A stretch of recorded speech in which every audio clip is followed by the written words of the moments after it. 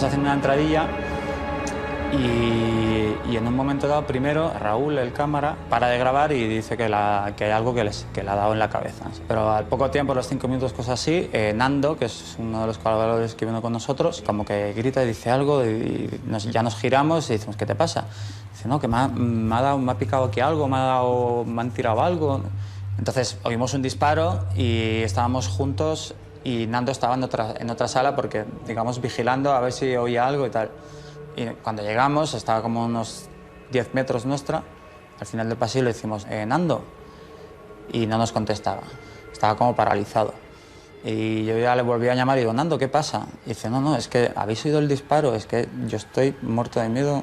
Y yo le dije, por Dios, gírate, que me va a dar un ataque al corazón porque te estábamos llamando y no te girabas y ya no sabíamos qué era lo que estaba pasando. Y el disparo sí lo escuché, yo lo escuché.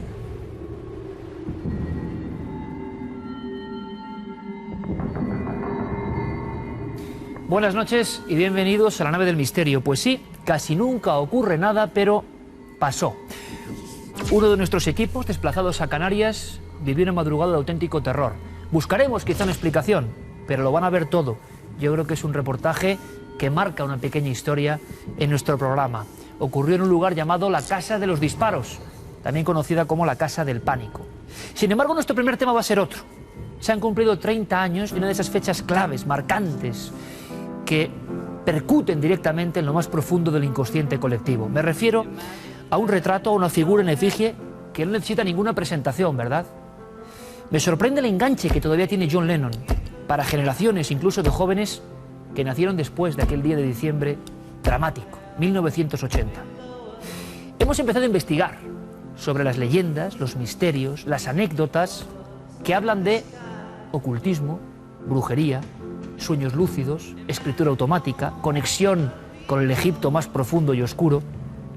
Pero fíjense, pocas historias me han impresionado como una que cuenta que 5 horas antes de la muerte de John Lennon, su asesino, Mark David Chapman, se aproximó, eran las 6 menos 10 de la tarde, y le pidió un autógrafo.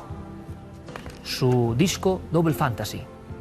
John Lennon, esto lo contaba José Perdomo, el eterno portero del edificio Dakota, se quedó mirando al que iba a ser su ejecutor y le dijo, ¿no quieres nada más? Chapman permaneció callado. John, como intuyendo algo, repitió, ¿de verdad que no quieres nada más? 6 horas después, 4 disparos acababan con el 80% de su sangre. Una historia que forma parte del universo del siglo XX, pero que sigue influyéndonos. ¿Qué pudo ser John Lennon? Algunos ven en él a un mensajero de la paz, a un hombre concienciado con la ecología. ¿Cuánto hay de exageración? ¿De verdad tenía conexión con los temas que aquí nos interesan? Pues vamos a descubrirlo. La vida secreta de John Lennon y de su esposa, la polémica Yoko Ono, a continuación. Invitados de excepción, 40 años en la radio, Plásticos y Decibelios, ya está presentado, ¿no? Julián Ruiz. Buenas noches, amigo. Encantado. Hablar de música siempre es un placer contigo. De música y misterio en este caso, Ya Julián. estuvimos con Led Zeppelin y Aleister Crowley, ¿no? Sí, señor. También conexión con el ocultismo. Y yo no sé si en John también ocurre todo esto. Tú conoces perfectamente a Yoko Ono. ¿Tienes algún documento, Julián, que me gustaría que enseñases? Bueno, esta es la última foto con ella. Sí, pero caramba, es que en el Yoko hotel de Ono... Howard Carter. Casi nada. En el es que Yoko Ono... Hotel, que ahora se llama Mandarín, porque lo han comprado los chinos. Claro. Yoko Ono tiene fama, Julián, de ser muy irascible. Arisca. De ser la protectora de los secretos, quizá, de John Lennon, y no se deja entrevistar fácilmente. Es más, ella, en uno de sus últimos trabajos, dice, sí, soy una bruja. Puede sonar un poco extraño, Julián, pero la brujería, la carta astral, el ocultismo le interesaba mucho a la polémica esposa de John. Muchísimo. Mira, tú ten en cuenta que la primera entrevista que hice con Yoko, ante mi sorpresa, me pide la compañía de discos mi fecha de nacimiento, mi carta astrológica. Pero bueno, si voy a hacer una entrevista con Yoko, no sabía que era realmente una muy conocida, te echaba las cartas a todo. Es decir, el último viaje que hizo, por ejemplo, John, con Sean, el hijo que tenía todavía por 4 años, a las Bahamas, le dijo el día que tenía que ir. Y además, las cartas astral, eso te va a gustar, Iker, porque eso lo sabe poca gente. Los días en que murió, debía de haber estado en las Bahamas y ella le dijo que eran los mejores días y que no estuviera en Nueva York. Yoko Ono le dijo a John que no estuviera en Nueva York en aquel diciembre del 80. Exactamente.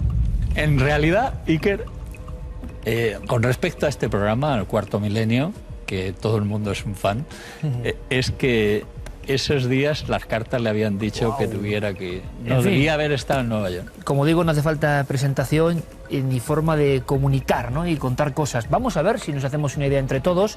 Pues fíjate, Julián, que tanto Carmen, buenas noches... Hola, Iker. Como Santi, buenas noches, Iker. Han estado muy sumergidos en el tema de John Lennon y hemos visto el tremendo eco, como yo decía, que tiene en el público de todas las edades. Es como si John, de alguna forma, nos perteneciese un poco a todos, o hemos sentido especialmente esa muerte. Y se ha hablado de todo tipo de cosas increíbles. Ahora Julián nos va a contar algo de conexión con un mundo que él conoce bien, que es Egipto. Hay varios elementos aquí que tienen que ver con Egipto, que pitan la vida de John Lennon y Yoko Ono, sobre todo. Luego lo vamos a saber. Pero empezamos, Carmen, con algunas biografías que hablan de asuntos absolutamente desconocidos para la inmensa mayoría. John Lennon y Yoko y la conexión brutal, bueno, por ejemplo, con el espiritismo.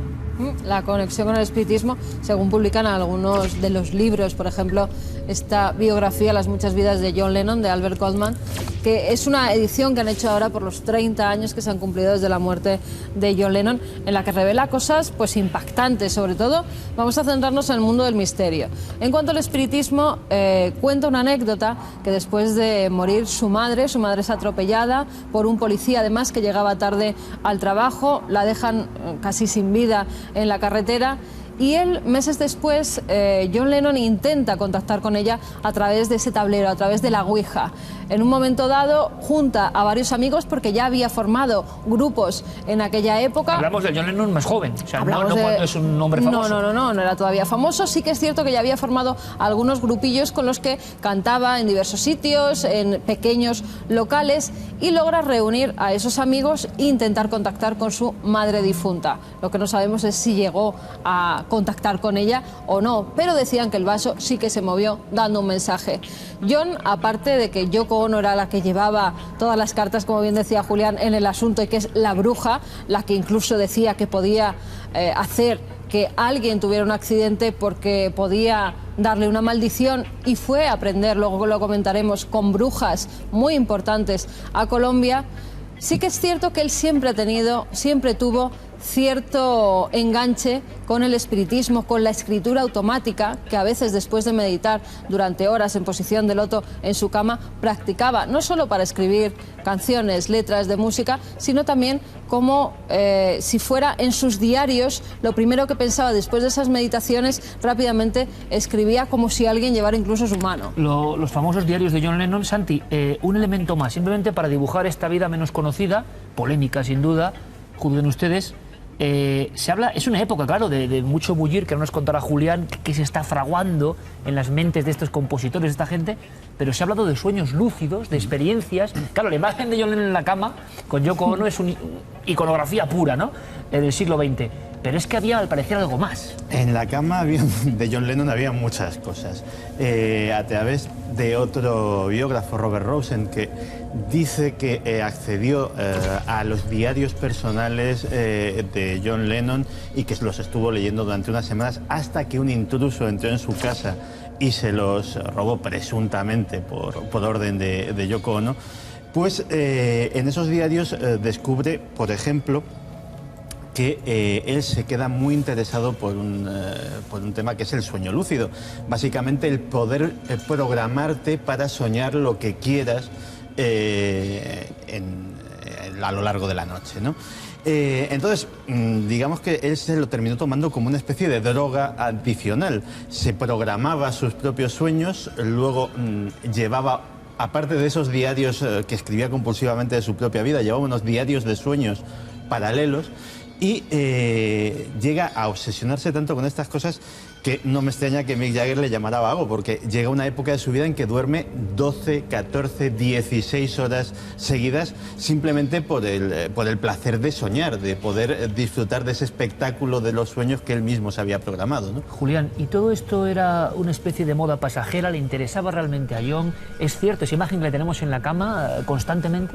Yo creo que... No lo sé, Iker. Pero yo creo que cuando Yoko le ponía las cartas encima, él se aterraba, ¿eh? Era aterrador. Pero le tenía miedo a Yoko Ono. Mucho miedo, mucho miedo.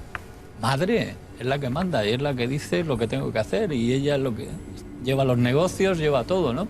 Ten en cuenta que Yoko no es ninguna cualquiera, ¿eh? Es hija del mayor banquero japonés. Estudió con el hijo del emperador, Hirohito, ¿eh?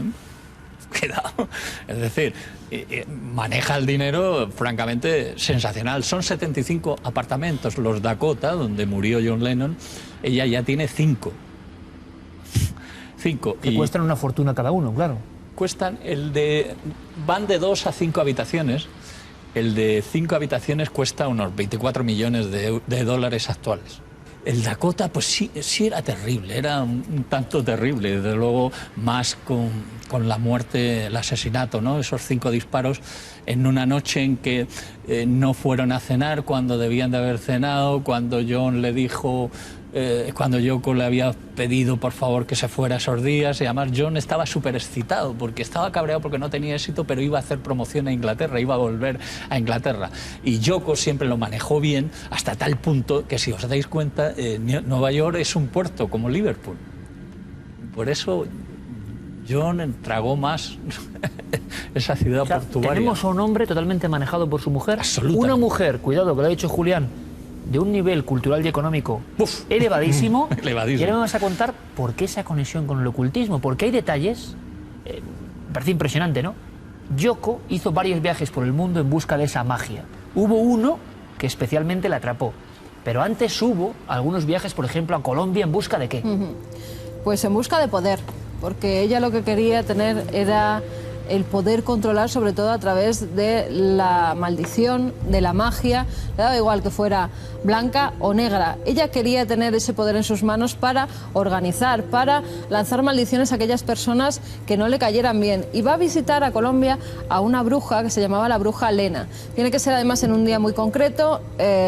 La bruja... Ahora entendemos, ¿verdad?, lo del día concreto, lo que ha contado Julián Ruiz, es que tenía todo completamente Pero calculado. fíjate, la por bruja se lo desorganiza porque dice que se tiene que ir a la selva a atender un parto de una mujer que está de 14 meses y que tiene el anticristo, que van a hacer el anticristo allí en la selva, en Colombia, y que entonces esa cita es ineludible, porque tiene que contar con los espíritus para que la ayuden en ese parto. Y Yoko Ono se lo cree y retrasa la cita con esta bruja. Cuando va a verla, es una mujer de más de 2 metros de alto. Tiene además una característica peculiar, que es que tiene 6 dedos en las manos. Una mujer con mucha fuerza, al parecer, que conecta enseguida con Yoko Ono, a la que paga muy bien, y si le hubiera pedido más dinero le hubiera dado más, porque la tenía aterrada en cierta parte. Ella decía que tenían que hacer un pacto con el diablo para realizar todas las peticiones que Yoko Ono había pedido a Lena, a la bruja. Llevaba una lista con la gente a la que quería que le pasara algo malo, a la gente que era contraria a John Lennon, a los que estaban haciendo daño a su marido. Y ella dice que hay que hacer un pacto con el diablo, incluso un sacrificio humano. En ese momento Yoko Ono ya se aterra, pero dicen que bueno, pueden hacer un sacrificio animal, y realizan un sacrificio con animales, hacen una serie de rituales, incluso Lena llega a hacerle un exorcismo a Yoko Ono porque un espíritu malo, según decía ella, la estaba rondando. O sea, la Colombia profunda, sabemos de qué estamos hablando, la brujería ancestral, las creencias más o menos irracionales. Julián. Y Egipto. Claro, y tú has dicho, cierto, esto de Colombia, por ejemplo, cierto. Sí, se sabía. ¿Qué pinta esta mujer? Luego vamos con... Ahora me vas a contar el enganche con Egipto, otro lugar de magia, la más antigua quizá del mundo. Una mujer de este nivel que maneja al gran John Lennon, ¿qué se le ha perdido en los mundos de la magia? ¿Por qué? Libro de los muertos, sí. Hemos estado hablando varias veces, ya sabes que yo soy un loco, voy todos los años a Egipto, y hemos estado hablando naturalmente de Egipto. Bueno, también hemos hablado de que ella tiene sangre española, que me lo contó y me quedé muerta, porque dice que en su familia los jesuitas fueron los primeros en llegar a Japón y que un jesuita embarazó no sé qué. Eso me contó, que dice que lo sabe a ciencia cierta. Bueno, pero también me contó lo de Egipto y sobre todo le gusta mucho. Yo no sé si la ha llegado a ver, porque en Luxor ella se quedaba en el Cairo. Sobre todo el libro maravilloso Control funerario de Tutmosis III, el Napoleón de la 18ª dinastía egipcia, y el libro de los muertos, el Anduat, que está todo, que es... Le marca a ella, ¿por qué? Le marca muchísimo, tiene muchas cosas. Hay una, en el piso tercero de los 5 apartamentos, tiene una sala egipcia. Pero sobre todo lo que más le volvía loca, fíjate que hace la esfinge, y la esfinge es la diosa del mal, se supone. Firmado por Yoko Ono, Yoko interpretando con su faz a la esfinge. La vigilante del mundo. También tenía algunas figuras de Sekhmet, ¿no? Sí, la diosa leona. La leona, también... ella era Sekhmet, muchas veces lo ha dicho ella, ¿no? Y sobre todo el libro de los muertos y la resurrección. Ella también está obsesionada que John está vivo y le habla. ¡Qué fuerte! Sí, porque le dice algo, cualquier cosa, y te dice, no, esta a John le hubiera gustado mucho o le gusta mucho. Lo tiene muy presente. Yo creo que no sé si lo tiene como un negocio. A veces es una mujer desconcertante. Oye, pero qué interesante y misteriosa. Mira, ahí hemos reproducido con nuestro artesano egipcio particular, que es el maestro y genio Juan Villa, algunos artefactos que están en la tumba más célebre quizá de todos los tiempos, que es la de Tutankamón, ¿no? Aquella de cosas maravillosas, ¿no? Lord Carnarvon y Howard Carter. Tú has estado mucho en la tumba de Tutankamón. ¿Por qué en un lugar como el Dakota, tan marcado por el misterio, Yoko y John van recopilando piezas que además no son piezas muy normales? Algunas tienen que ver con dioses un poco de la oscuridad egipcia, hay al parecer pectorales funerarios de niño, hay ese... O sea, no es solo decorativo, sino objetos de poder. Han dicho que tiene 3 momias. No lo sé. Mira, en cualquier caso es el ojo que todo lo ve, el eye in the sky. Una de ellas, el ojo además, de ella, como bien decías, Julián, la compra porque se cree que es la reencarnación de la momia. Como ella es muy creyente en la reencarnación, también su tarotista particular, el oráculo que llaman, la hace creer que sí que debe comprar esa momia y que en otra vida fue ella. Pero se espanta porque al parecer es una momia bastante fea y dice que ella no puede ser la reencarnación de esa momia. Pero sí que es cierto que la compra y que luego la tiene en uno de los pisos donde ella no vive, en una especie de... Un museo, es una sala, le llama la sala egipcia. Sí, Egyptian Hall, le llama, ¿eh? Pero sabe muy poco de esa sala, ¿no? Es decir, no hay imagen, hemos intentado... Es muy grande, ¿eh? Tiene 4 metros. Si vas al Dakota, son grandes, ¿eh? Y las habitaciones, hay algunas grandes que llegan a 15 y 20 metros de largo, ¿eh? Cabe mucho, ¿eh? Y lleno de material, sabemos egipcio. Un poco el inventario. Le llama la Egyptian Hall, no sabemos. Le estuve preguntando, carabajos, sí, no te dice exactamente, porque no se la puede jugar, ¿no? Realmente, y además, cómo lo ha conseguido, ¿no? Pero bueno, con dinero, ten en cuenta que en América, cuando la época de Tutankamón, la tumba, se compraban todo. El dinero americano lo compraba todo. Dijeron que había llegado a dar dinero para hacer excavaciones clandestinas y que todo lo que saliera de esas excavaciones que fuera para el Dakota, pero también en cierta forma los timaron esos guaqueros que hicieron la excavación en la tumba, huyeron de Egipto y vendieron todo, pero fuera, con el dinero que habían dado tanto Lennon como Yoko. Hay una foto que hemos visto en alguna ocasión en Cuarto Milenio, yo no la conocía y debe ser una foto muy célebre, pero como no conozco tantas cosas, pues... Es John Lennon, cabizbajo, un poco cabizbajo, y aparece Mark David Chapman como la sombra de la muerte, Santi. Esta foto tiene su historia porque aquí ya no solo está el mundo del John y Yoko Ono, que hemos más o menos esbozado, sino que el mundo del ocultismo, de la oscuridad, de la locura, del delirio, también acompaña a su verdugo.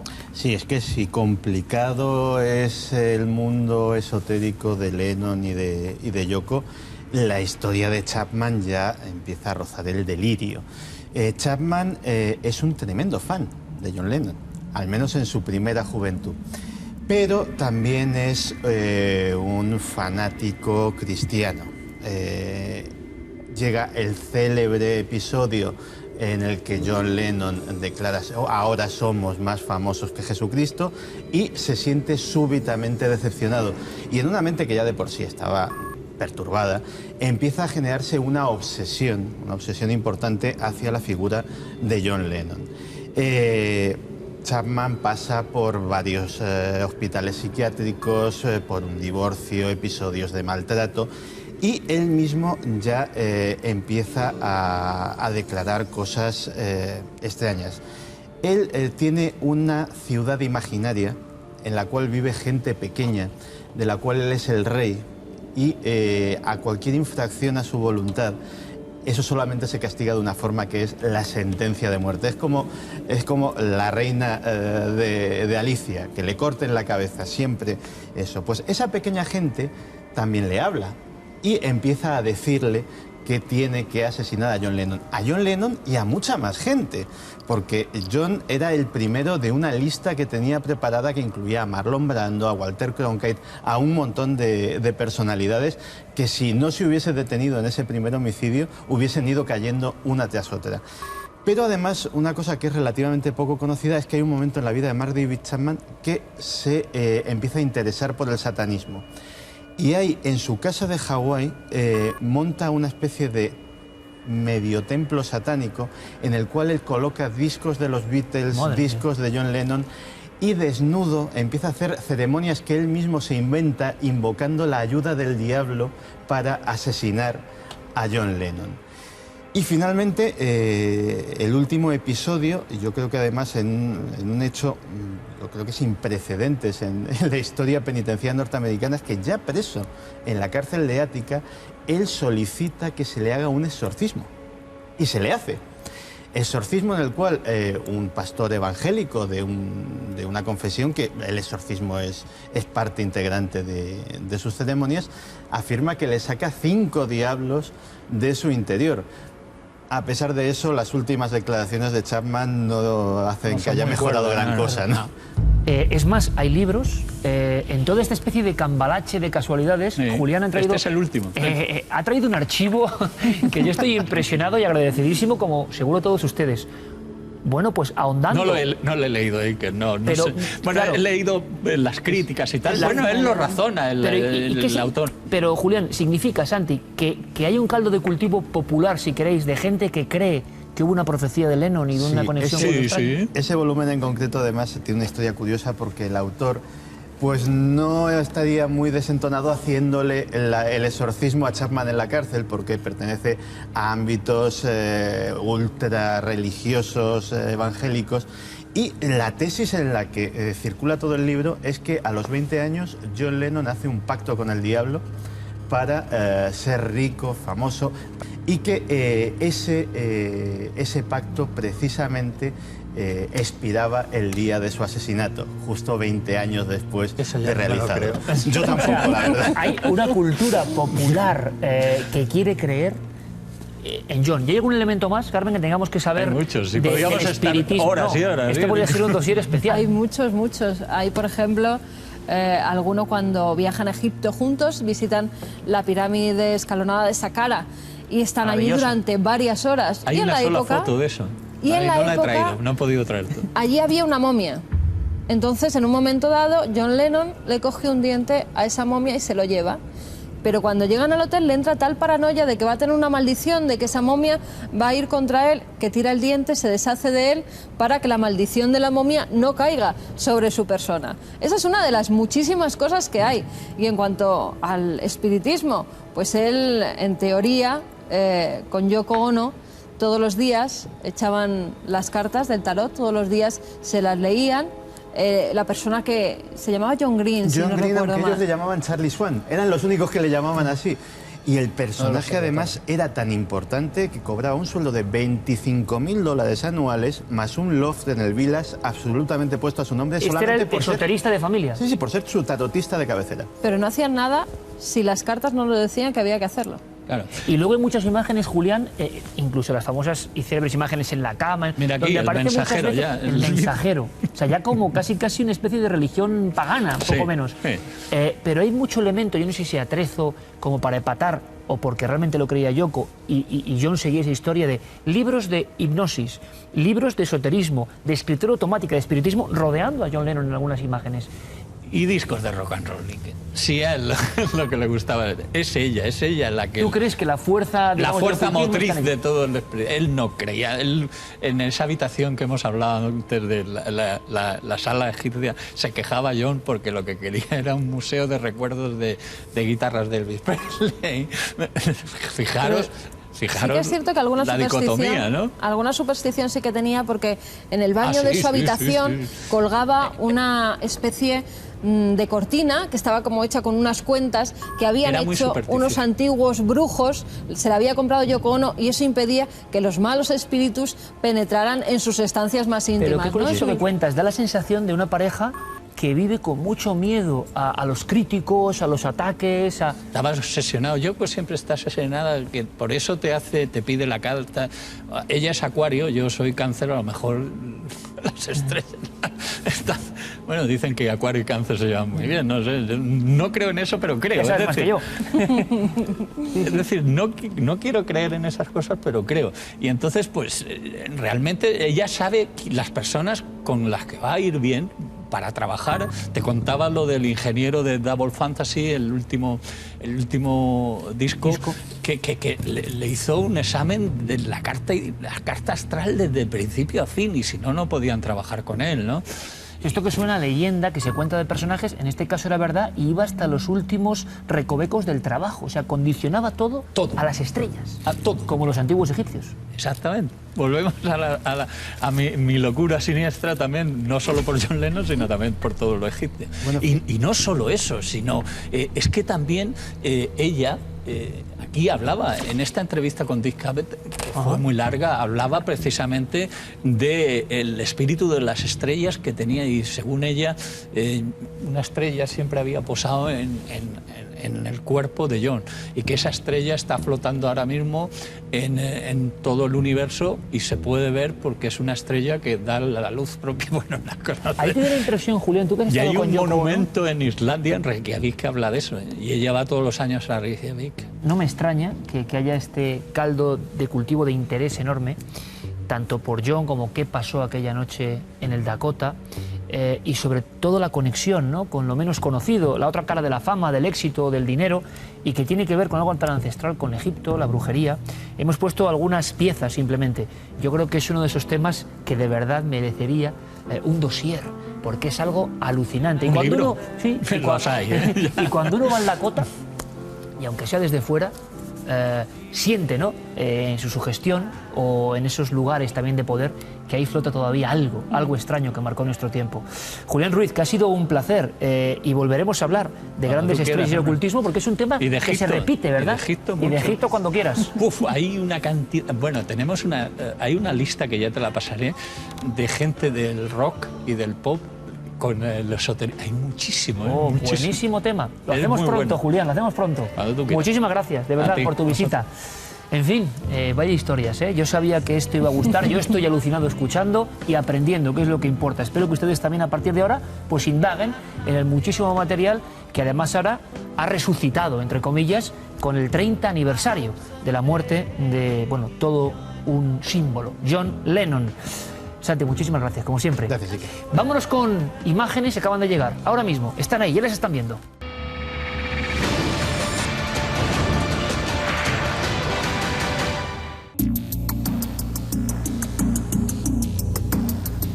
Contemplen este cielo. Ocurre el suceso sobre Sabadell, ya es de noche y queremos toda la información si alguien sabe algo más, porque desde luego este acontecimiento luminoso ha llamado la atención de varios televidentes de Cuarto Milenio. Sí, así nos informaban que era un domingo, el 19 de diciembre del pasado año 2010. Empiezan a grabar una especie de bolas, él dice que rojizas, aunque Sí, en el se ven vídeo se ven perfectamente. blanquecinas, ahí vemos que son muchas. Nos informaba además que no hacía ningún tipo de ruido, con lo cual extraño porque en un principio creían que podía tratarse de helicópteros que estaban sobrevolando alguna de las zonas. Es más o menos a las 7:15, 7:30 de la tarde de ese día 19 de diciembre. ¿Se mueven? ¿Están estáticas? Parece que se mueven. Por eso en un principio creía que eran aviones o helicópteros. Sí, porque algunas se aproximan, estamos viendo Eso que es. se funden en una. Y algunas se van encendiendo, apagando. En un principio tan ¿Qué pueden solo ven ser, dos no? y luego empiezan a ver muchas. Además, desde diferentes puntos de Sabadell, porque dice que avisa a una persona conocida que en ese momento estaba con el coche y que desde otro punto muy distante de la ciudad pues veía perfectamente esas luces. Pueden ser globos atmosféricos, pero en plena noche es un poco extraño. ¿Alguien más los vio? Año 87, hubo un caso bastante famoso, carrusel de luces sobre Sabadell. En fin, parece que la historia se repite. ¿Tiene esto una explicación? Si alguien más sabe algo, nos puede decir algo observando estas imágenes. Por favor, esperamos toda su ayuda, repito, porque desde luego es un fenómeno que así a ojo de buen cubero parece demasiado extraño. No son las estrellas, por lo que parece, sino una especie de pequeñas esferas. Vamos a ver si descubrimos algo. De momento lo que he descubierto uno de nuestros telespectadores es a los galadiábolos. Existen, claro que existen. ¿Se acuerdan de esa especie de bichos de la mar profunda, extrañísimos, de aspecto terrorífico, y que aún hoy se siguen comercializando con ellos en diferentes puntos del planeta? Bueno, pues ya le has dicho a Javier, que era quien nos enviaba la fotografía de cuando estuvo en Shima, en una localidad de Japón, lo que son estos extraños seres. Él nos ¿Están en preguntaba que Japón? qué eran. Están en Japón. Pero fíjate, nos decía que no sabe a qué especie pertenecen, que qué puede ser y que por eso nos enviaba la fotografía, a ver si Son le podíamos impresionantes, vistos ayudar. así, Sí, lo que hay que decirle es que como ya emitimos en Cuarto Milenio, uno de los primeros programas que hicimos en esta sexta temporada, incluso recortamos la forma que tenía. No era es una fácil. mantarraya que recortada pues adquiere esta forma tan Con curiosa. esta cara, Ahí ¿no? tenemos la cara, que parece verdaderamente un extraterrestre. Lo curioso es que estos extraterrestres del mar, entre comillas, nacieron en Venezuela, sobre todo, y Puerto Rico, año 71, y su fama, la iconografía que les acompaña, ya ha dado la vuelta al mundo. Los encontramos ni más ni menos en Japón. Sí. Viejo truco de pescadores que ya se ha convertido casi en souvenir, pero bueno, es que son impresionantes, ¿eh? Ahí tenemos la Por una cara. cara y por la otra. Hay Son que realmente decirle además impresionantes. que la forma que tienen es recortándole partes Sí. del cuerpo de la raya e incluso la Dejando cola una especie de cola. la dividen en dos, Sí, sí. van cortando, la Y son dividen en patas. dos y quedan como patas. Bueno, pues De ahí verdad que tiene impresionante. la explicación que nos pedía nuestro televidente. Vamos a un lugar, lo adelantábamos, veían uno de nuestros cámaras, Iván Arruza, hablando muy serio, porque lo pasaron mal. Casi nunca ocurre nada, repito, pero aquí sí. Ahora hay que intentar descubrir qué pasó. Noche de terror, hay que decirlo. La pasaron nuestros compañeros destacados en la Casa del Moquinal, una casa en un lugar agreste, junto a un barranco, donde no hay nadie y donde ha habido varios crímenes y suicidios. Acudieron allí y pasaron una serie de cosas increíbles. Van a ver en las siguientes imágenes cómo a uno de nuestros cámaras, Raúl, se le desencuadra el plano porque algo percute contra él. Esa especie de ataques, entre comillas, con gran fuerza, marcan hasta el cuello de nuestro compañero Fernando Hernández y se produce, con Nacho Alés a la cabeza, una situación de pico terror. Todo en ese lugar, donde desde tiempo inmemorial se hablaba de disparos, de lugar de muerte. En fin, vamos a verlo y ahora los tenemos aquí para que nos cuenten la historia de ese lugar y qué les ocurrió en esta noche.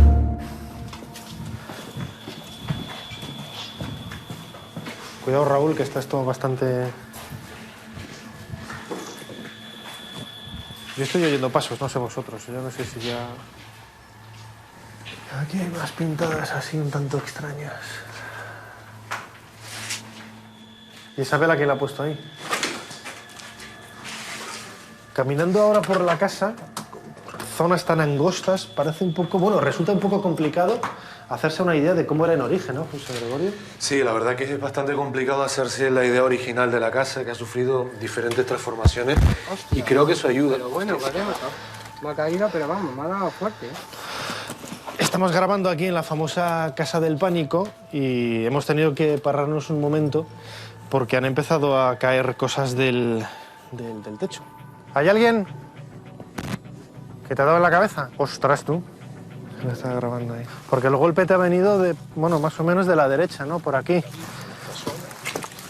No, que no hay acceso y este árbol que tenemos aquí no tiene frutos. Es que fue de lado, Se te ¿no? ha hinchado. Fue de lado y no fue, o sea, no es que cayera de arriba, o sea... ¿Cómo consigues traspasar toda esa parte y dar en el blanco? Es que lo que cayó fueron estas cositas, ¿no? Sí, lo verde, ¿no? Es que aquí no hay frutos de eso, esto. Aquí no se ve nada. No, y sin lámparas, porque no hemos subido enseguida y no hay luz. Venga, pues vamos a seguir. Un buen golpe, estas semillitas, ¿eh? No, y el trompazo que le ha dado a Nando, tú. Que hayan impactado directamente, ¿no? Me parece... Mira, ¿has oído el disparo? ¿No has oído el disparo? Sí, se ha oído el disparo, sí. Oye, aquí da más rollo. Que siga lejos, sí. Vamos. Nando, ¿Escuchaste el disparo ahora? ¿has oído el disparo ahora? Sonó lejos, no sonó cerca, pero... ¿Y los disparos estos los has escuchado ahora? Sí, ahora mismo estaba aquí cuando se oyó por ese lado. ¿Por allí? Sí. Las mochilas y todo está en su sitio, está todo en orden, ¿no? Está bien, ¿no? Pues venga, vamos a seguir trabajando.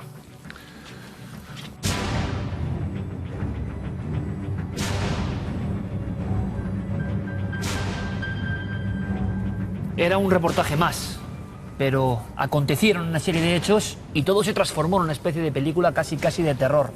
Están aquí dos de los protagonistas. Nuestro compañero Nacho Ores, buenas noches. Buenas noches, Iker. En fin, ahí se puede decir que miedo, inquietud, algo ocurrió, algo pasaba, lo hemos visto en una casa además con toda una historia detrás, ¿no? Pues sí, como hemos comentado en ocasiones, nos convertimos un poco en protagonistas de todo aquello que nos habían contado anteriormente y que nos dio pie a ir allí a rodar el reportaje, ¿no?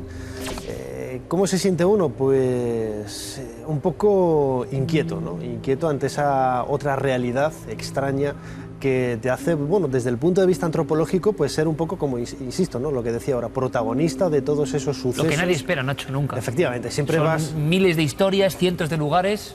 Siempre vas allí un poco pues como testigo externo de aquello que sucede y de repente te das cuenta de que esos ecos de disparos, de presencias de personas, etcétera, pues realmente los vives, eres protagonista, insisto, de esa historia. Se escuchan las detonaciones que son parte de la leyenda, lo que las personas de diversa catadura y época comentaban que se producía allí casi desde la guerra, ¿no? Y después ocurre algo que de verdad sí que es extraño. Vamos a ver si tiene explicación, porque ha habido una reinvestigación de nuestros compañeros José Gregorio González y Nando Hernández, querido amigo, y además autor de enorme éxito en todas las islas, con Taucho, una historia de los antiguos aborígenes canarios apasionante. Te deseo todo lo mejor, Fernando, porque lo has pasado mal ayudándonos en este reportaje. Vamos a ver imágenes de su cuello. Nando, bienvenido, buenas noches. Gracias, Iker. Se os ve que el miedo, como dice Nacho, la inquietud se apodera porque es lo inesperado y hay que pensar con lógica. Lo hicisteis. Alguien sabe que vamos a grabar a esa casa del Moquinal, está guarecido por la maleza y con fuerza nos ha disparado. Porque si vemos el cuello de Nando, quiero que tú mismo lo analices, compañero, recibes un golpe con algo, pero con una fuerza tremenda en horizontal, que percuta de esta forma, ¿no? Sí, y aparte de eso, bueno, como comentábamos en ese momento, no puede ser producido por la caída normal del fruto, sino que es en horizontal, es decir, el golpe es con una fuerza tremenda. Bueno, no te puedes imaginar el dolor, incluso tuve varios días ese moratón en ¿Tú estás en el fuera de la cuello. casa en ese instante? Claro, estoy justo detrás de los compañeros de Raúl e Iván, que en ese momento estaban grabando.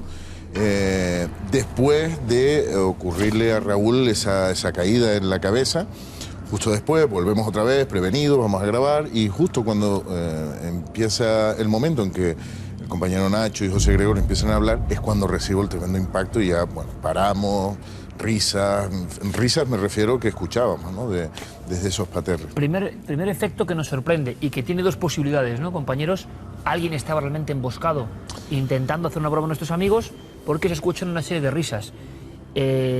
Al inicio del programa veíamos y escuchábamos a Iván Arruza, nuestro ayudante de cámara, a nuestro cámara Raúl, que son personas muy escépticas, están con miedo, y dicen, es que ahí no había absolutamente nadie, pero escucháis en diferentes puntos una especie como de risas muy especiales. Sí, esas risas, yo lo he comentado en otros momentos, es risa fingida, es decir, es una risa que da todavía más terror, ¿no? Pero próximas. Sí, es justo en donde estábamos situados, a como, no sé, 10 metros, hay una zona que es de parterres que no se puede acceder si no tienes una luz, porque, bueno, tienes el peligro de caerte, hay un barranco justo por debajo.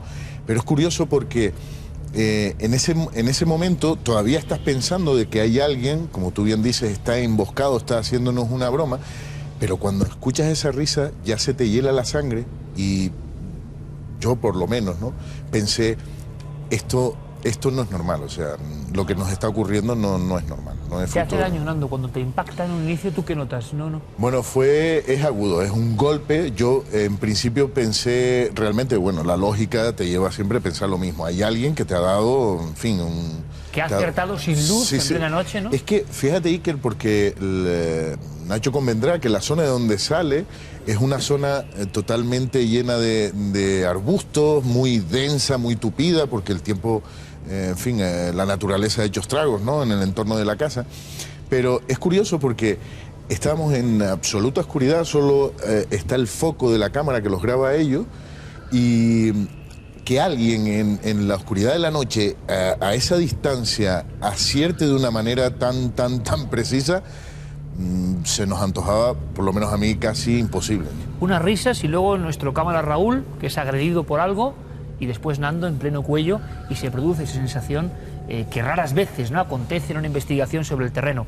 Nacho incluso cree identificar el objeto o los objetos que han dado con nuestros compañeros. ¿Sería esa especie de fruto que tenemos aquí? Sí, este es un fruto de los que pudimos recoger del suelo. Este es el que tiene una de las imágenes José Gregorio en la mano. Pero bueno, la verdad es que el tamaño es considerable, ¿no? Y lo curioso de todo es que nosotros arriba no teníamos absolutamente nada, era cielo abierto, así que en una de las esquinas había árboles de los que podría haber caído, pero aún así es un poco... la realidad siempre supera la ficción, ¿no? Lo primero que te hace pensar qué es lo que nos hizo ir a ver si había alguien, después de las risas que comentaron Raúl y Nando, que nosotros no escuchábamos, que estábamos en el interior de la casa, pues nos hace pensar que efectivamente allí había alguien. Y comprobáis, Nacho, que el lugar es inaccesible, que no hay ninguna luz, salís en diferentes posiciones para peinar la zona, no hay nadie. Absolutamente. Ni pasos, ni sonidos, ni luces, ni nada. Ni nadie abriendo ese camino, nada. Efectivamente, o sea, él era la más absoluta oscuridad y José Gregorio lo dice en un momento del vídeo, ¿no? Realmente sería un suicidio, ¿no? Acercarse hasta allí, ¿no? Porque, digo, oscuridad completamente absoluta. Nosotros íbamos con nuestras lámparas de luz para poder iluminarnos, pero allí no había nadie. ¿Y qué ocurre cuando sois conscientes de que no hay nadie? Es que hay más. Tanto nuestro compañero Fernando Hernández como José Gregorio González vuelven al lugar de los hechos para cotejar, para saber qué ha ocurrido en la noche de autos, para tomar casi medida, para saber desde dónde alguien había podido dispararles, porque eso, con la fuerza que lleva, no es arrojado, es algo muy potente.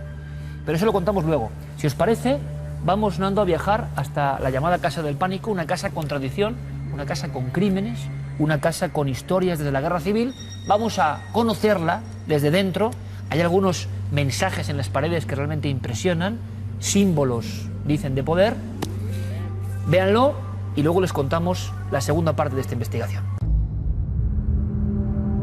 El Monte del Moquinal, al norte de Tenerife, es uno de los lugares más siniestros de las Islas Canarias.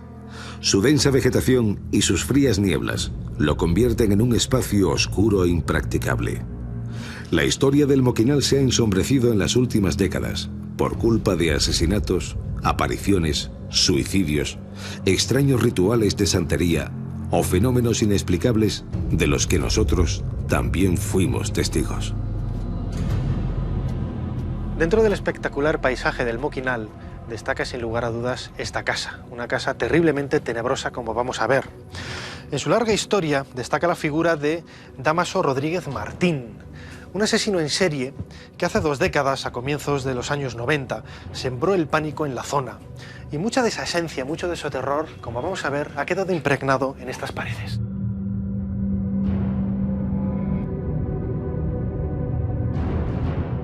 Nando, me decías antes que esta casa es conocida como la casa de Franco, aquí en el Moquinal. Sí, entre las muchas historias que se cuentan sobre esta casa, pues está la que nos dice que Franco estuvo aquí en los días previos al alzamiento nacional. Y bueno, también se cuenta que fue centro de detención durante la Guerra Civil, donde bueno, pues se traían a republicanos para interrogarlos. Y ya pues más recientemente con los sucesos que protagonizó Dámaso, el brujo, y donde cometió pues sus primeros asesinatos. La casona se ha convertido en el escenario ideal para todo tipo de tropelías. Fiestas improvisadas, ritos de santería e incluso siniestros rituales de corte satánico, cuyas huellas son evidentes a nuestras cámaras y de las que la Guardia Civil tiene buena constancia. Lo que sí que estoy notando sobre las paredes es que, aparte de haber elementos que parece que aquí se sigue reuniendo gente, ¿no? Sí que hay simbología un poco mágica, simbología incluso satánica, ¿no? Sí, hay, bueno, todo este tipo de grupos satánicos que se dedican a hacer misas negras e incluso rituales. Porque esto antes era un convento también. Sí, fue un convento de monjas clarisas que venían a pasar los veranos aquí, y creo que, bueno, dado el conocimiento de estos grupos de que esta zona, pues, de alguna manera fue un lugar sagrado, pues se aprovecha también para realizar todo este tipo de rituales. Sin embargo, no todo en el Moquinal es negativo. El sagrado monte tinerfeño cuenta también con sus defensores. Sobre uno de los muros de la antigua vivienda del coronel Martínez Fuset, nos encontramos un extraño símbolo que desentona con la tónica que decora el resto del edificio. El edificio está totalmente en ruinas. Sí que es cierto que tiene un montón de recovecos, muchos de ellos muy angostos, y es difícil imaginarse, ¿no, José Gregorio, cómo debía de ser esto en... Sí, hombre, la verdad es que parece que ha sufrido muchas modificaciones la estructura inicial, pero quizás esta, tal cual está ahora, invita todavía más a crear un ambiente bastante subjetivo para la gente que visita este enclave. Que es lo que hace quizás que nos encontremos pinturas como esta, ¿no? Sí, la verdad que impacta muchísimo, y en contra de lo que a primera vista puede parecer, no es en este caso un emblema satánico, sino un talismán de Saturno que es protector, curiosamente, contra los espíritus. O sea que quien lo pintó sabía, entendemos perfectamente lo que hacía para, no sabemos si proteger el lugar. Estas manos anónimas y protectoras intentan borrar con amuletos la huella de los horribles sucesos que se dieron en los alrededores del monte hace ahora 2 décadas. El protagonista de estos crímenes fue Dámaso Rodríguez Martín, un hombre frío y violento, apodado por los vecinos del Moquinal como el Brujo. Tenía un arte para aparecer y desaparecer y ser visto prácticamente, o afirmaban eso los vecinos, en varios sitios distintos a la vez. Acusado de 3 asesinatos y 2 violaciones, el Brujo puso en jaque a la Guardia Civil a principios del año 1991. Conocía como nadie los barrancos y escondrijos del Moquinal. Ningún rincón de este bosque maldito tenía secretos para él. Después de varios años de condena, eludió la prisión tras un permiso carcelario, comenzando así la peor de las pesadillas jamás vividas en aquel lugar. Estamos en el año 91, el mes de febrero. Dámaso no se reincorpora a prisión el mes antes, está 32 días en el monte, y estamos en las fechas de carnavales. La preocupación de la población y de la policía y de la Guardia Civil era que Dámaso no bajase a Santa Cruz, porque entonces su captura hubiese sido bastante más difícil que donde al final fue abatido. Fue necesario que un grupo de élite de la policía de la península llegara hasta el Moquinal para hacerse con el Brujo. Malvivió varias semanas entre la maleza y las cuevas de la zona. Robaba a los vecinos para conseguir alimento y tabaco. Y desde el principio tuvo muy clara una cosa: vendería cara su vida. Después de 32 días escondido en el monte, era una persona que desde joven había vivido en ese lugar, había trabajado para un ayuntamiento de la zona recogiendo madera, carbón.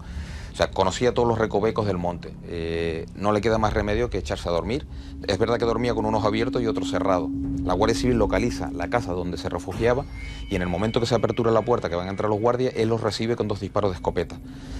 Y antes de entregarse, se coloca el cañón de la escopeta en la barbilla y se dispara un tiro con la mala fortuna para él que no muera en el momento, sino que agoniza porque le vuela media cara. En ese momento pues la Guardia Civil también efectúa una serie de disparos hacia el interior sin mirar y al menos 2 balas le dan, pero Dámaso fallece a raíz del disparo de escopeta que él mismo se propina.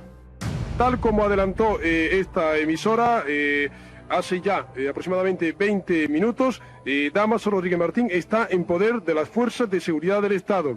Atención, compañeros. Sí, adelante, compañeros. Dámaso Rodríguez Martín está muerto. Ha muerto. Dámaso Rodríguez Martín, repito, ha muerto a causa posiblemente de un disparo que se ha efectuado él mismo. Escuchar el nombre del brujo continúa estremeciendo a los habitantes del Moquinal. Dicen que su espíritu y el de sus víctimas todavía vagan por el monte, que se les puede oír y sentir en las noches cerradas a las que el brujo se acogía, como la que nos sorprendió a nosotros en plena grabación de este reportaje, y en la que fuimos testigos de excepción del misterio de este lugar.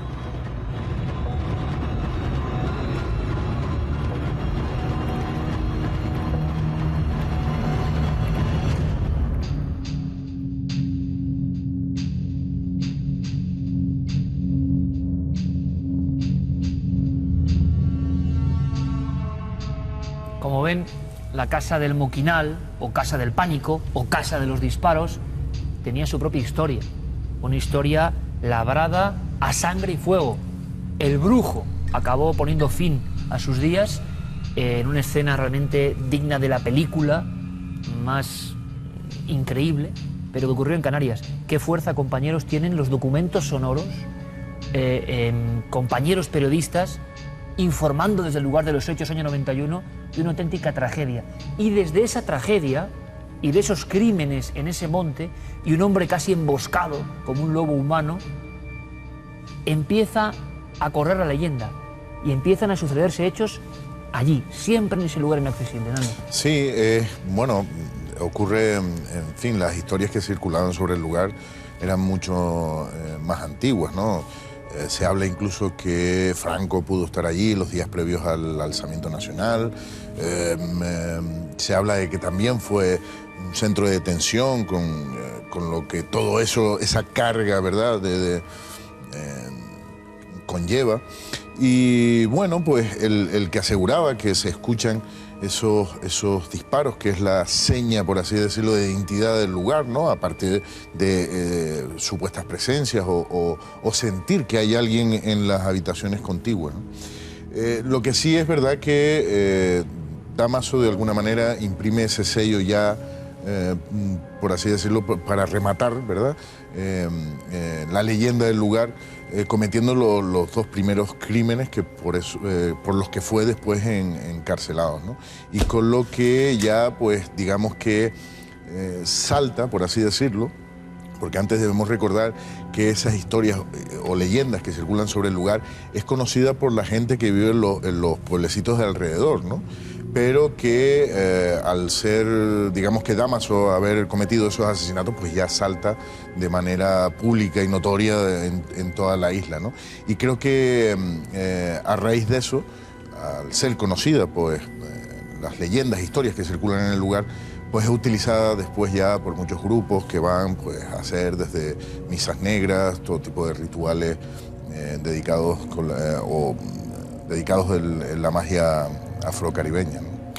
Hay una actividad de este tipo de grupos más o menos oscuros, y las noticias nos han traído informaciones que quizá tengan que ver o no, de profanación de cementerios, de extracción de cuerpos. ¿Hay algo activo en la isla de Tenerife en concreto? ¿Eligen estos lugares por algo? Hay simbología que llama muchísimo la atención, Nacho, ahí adentro.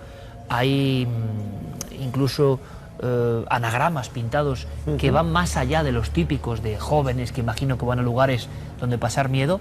Y yo no sé si tuviste la impresión de que realmente esas paredes, apenas 4 paredes ya derruidas en ese lugar remoto, habían sido escenario de toda esa oscuridad, porque tú eres un hombre muy templado, Nacho, y me sorprende también que incluso antes de que empiecen a producirse algunos hechos que desarbolan a cualquiera, si está viviéndolos allí, in situ, tú ya mencionas varias veces que este lugar da muy mal rollo, y eso es algo que es como un poco el radar interior, ¿no? Que se activa solo en momentos muy puntuales y no a veces en los lugares más espectaculares, sino todo lo contrario, ¿no? Efectivamente, la casa del pánico, la casa de los disparos, la podemos llamar como queramos, es un escenario, yo creo que inigualable, ¿no?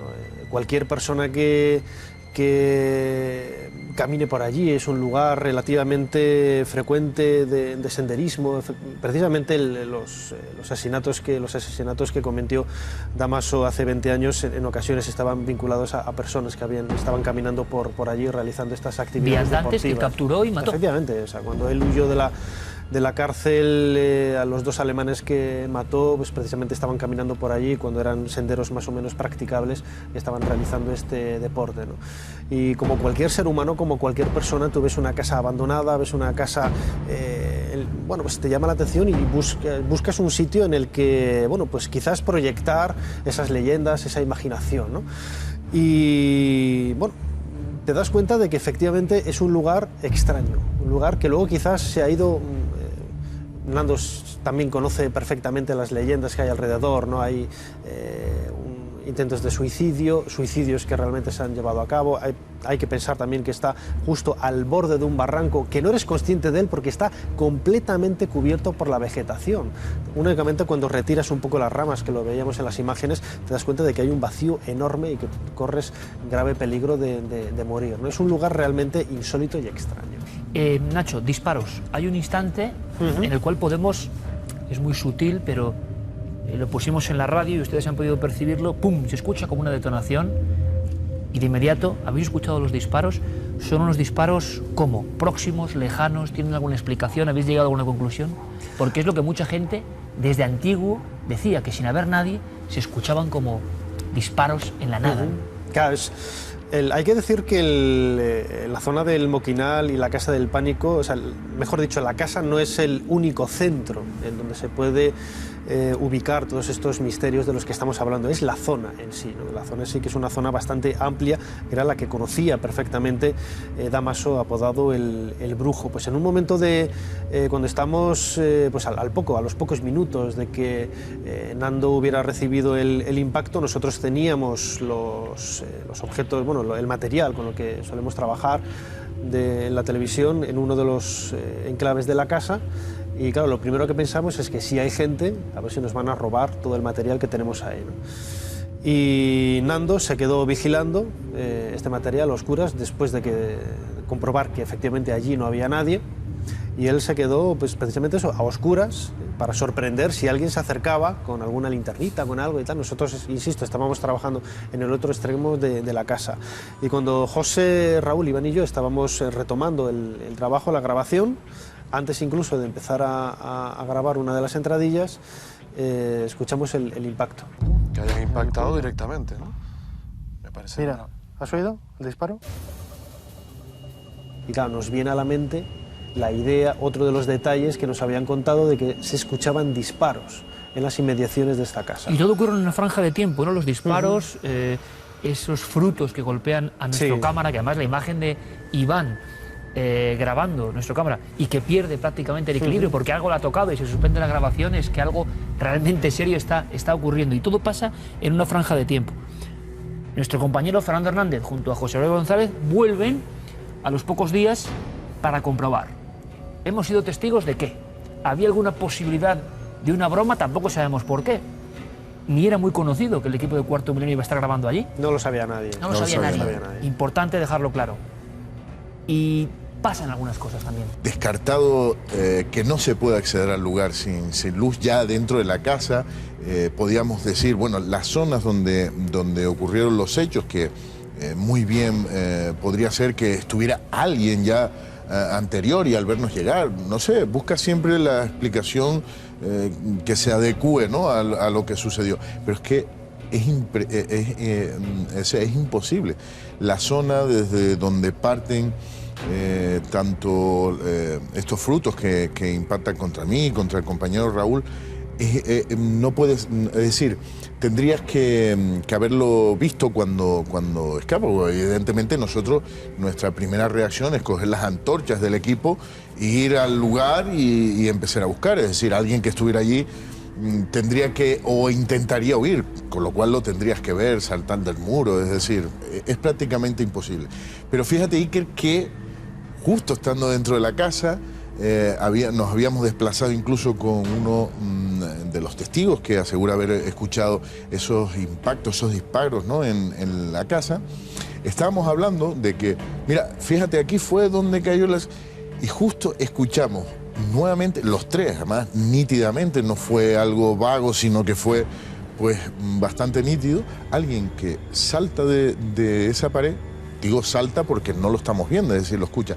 Salta de la pared y esos pasos que se pierden en la lejanía, como pisando en la hojarasca, ¿verdad? Y que se pierden en la lejanía, y me acuerdo que nos miramos a la cara y lo acaban de escuchar, es decir, digamos que todavía se acentuó más. No sé si ya entras dentro de esa dinámica, ¿verdad? Ya miras con otros ojos la casa, ya no vas como fuimos al principio, vas a hacer una investigación, como otras tantas casas que hemos visitado y que, en fin, al final haces el trabajo y punto, ¿no? Informas, cuentas lo que allí sucedió, pero verte dentro de la historia es algo totalmente diferente. Nando, me dais mucha envidia. Lo habéis pasado mal, pero a mí me dais mucha envidia. ¿Qué quieres que os diga? Ojalá podamos vivir alguna aventura juntos, de este tipo, y saber qué es. Ahí lo dejamos. Opinen, díganos lo que piensan, qué posibilidades hay, con qué tipo de arma puede hacerse esto, cómo unos bromistas desaparecen. Quizá haya alguien en algún lugar que nos está viendo que sepa la verdad, yo no lo sé, pero desde luego conozco muy bien a mis amigos, pongo la mano en el fuego por ellos y sé que vivieron acontecimientos muy difíciles de explicar. El misterio a veces se presenta, cuando menos se lo espera. Nacho Ares, gran trabajo, gracias como siempre, compañero. Gracias a ti, Iker. Fernando, mucho éxito con Taucho. Gracias, Iker. Arrasando en Canarias. Hasta una nueva aventura, compañero. Gracias, muchas Iker. Gracias, de verdad. Vamos con noticias, vamos con la actualidad, con un mosaico de informaciones para quitarnos esta sensación, como decía Nacho, inquietante, de mal rollo, densa, que da este lugar. Un lugar que nos ha reconciliado quizá con el misterio más oscuro. Noticias en Cuarto Milenio.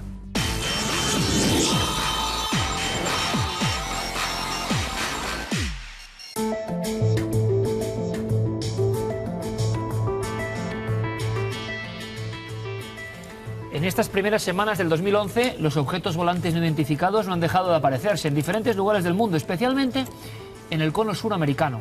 Pero lo que es muy interesante, novedoso, diferente, es lo que ha pasado en Argentina. Comisión Oficial Militar para investigar este eterno misterio.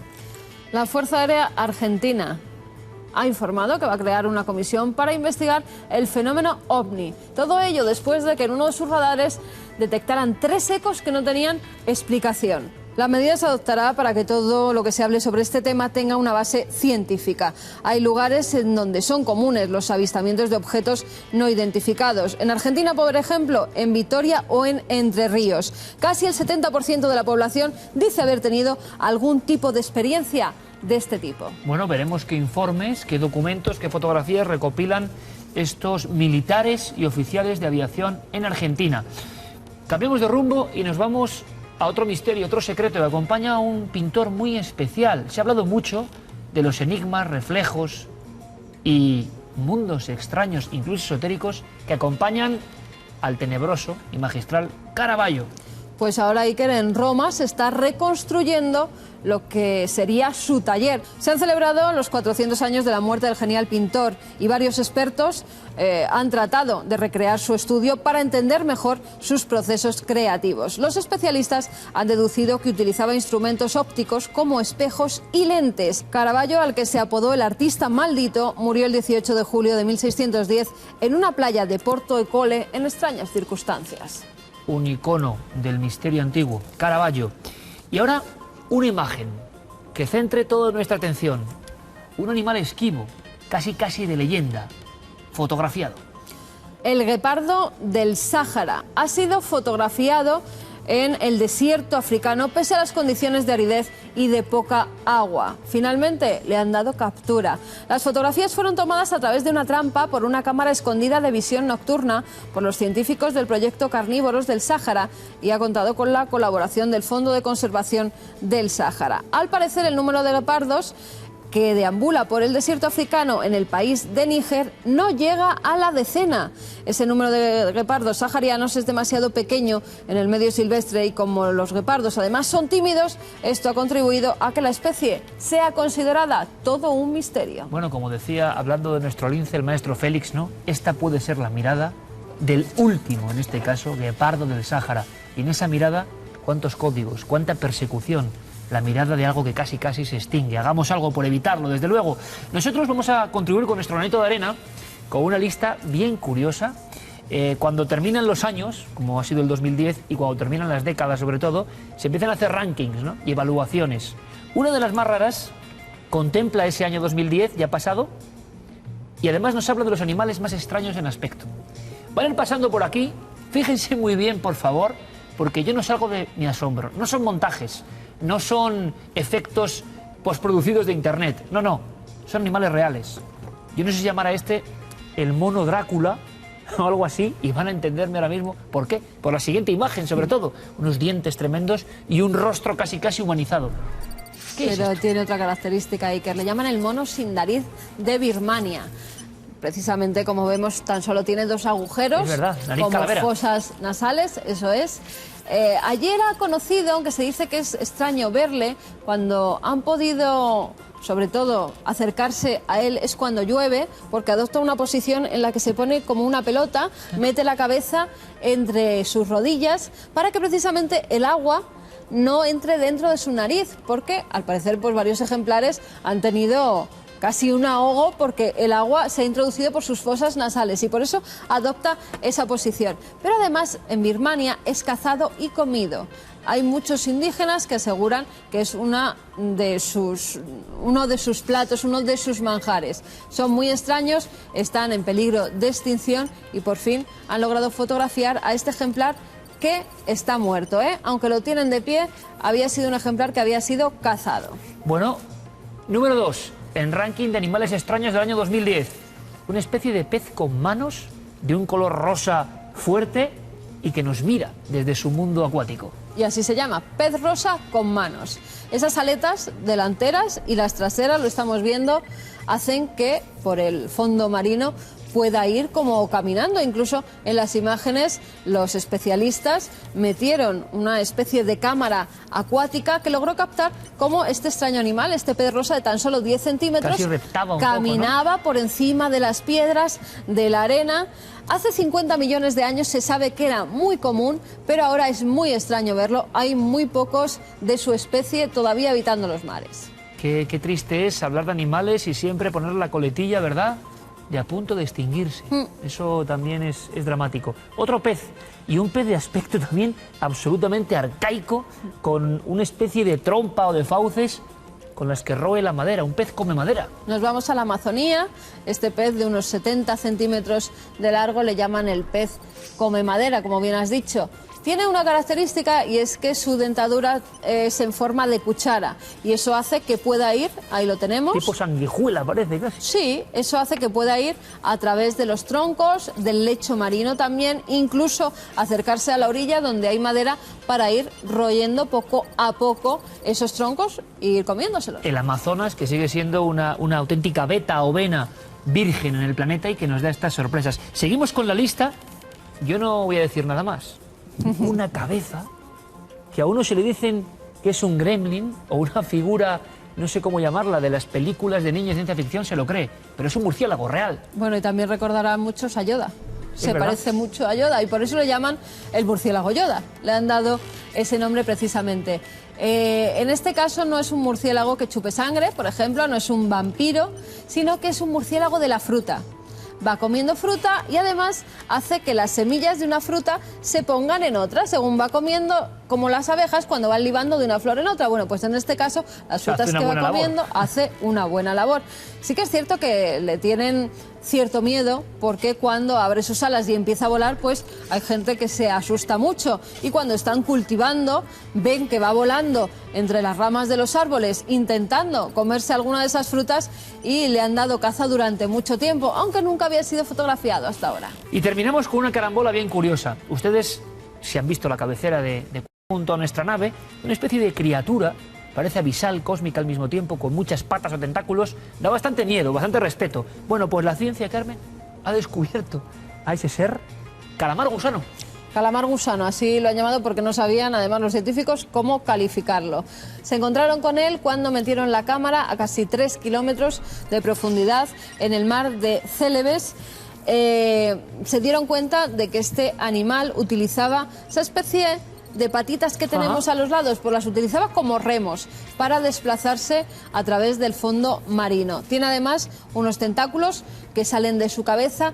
No saben si los utiliza como para detectar presencias. Eso es lo que han dicho los científicos, porque claro, tan solo han podido fotografiarlo, pero no estudiarlo. Y es una de las especies que más ha llamado la atención en este año 2010. No nos extraña. Lo increíble y la lección de esta especie de noticia ampliada que les hemos hecho en Ranking es que en el 2010 sigue habiendo animales que superan a cualquier ficción y que no conocíamos hasta ahora. Por lo tanto, ¿cuánto nos queda por conocer? ¿Cuántos emisarios del reino animal nos demuestran lo poco que sabemos de nuestra madre tierra? Vamos a continuar casi hilando, ¿verdad? Porque lo que viene es igual de insólito.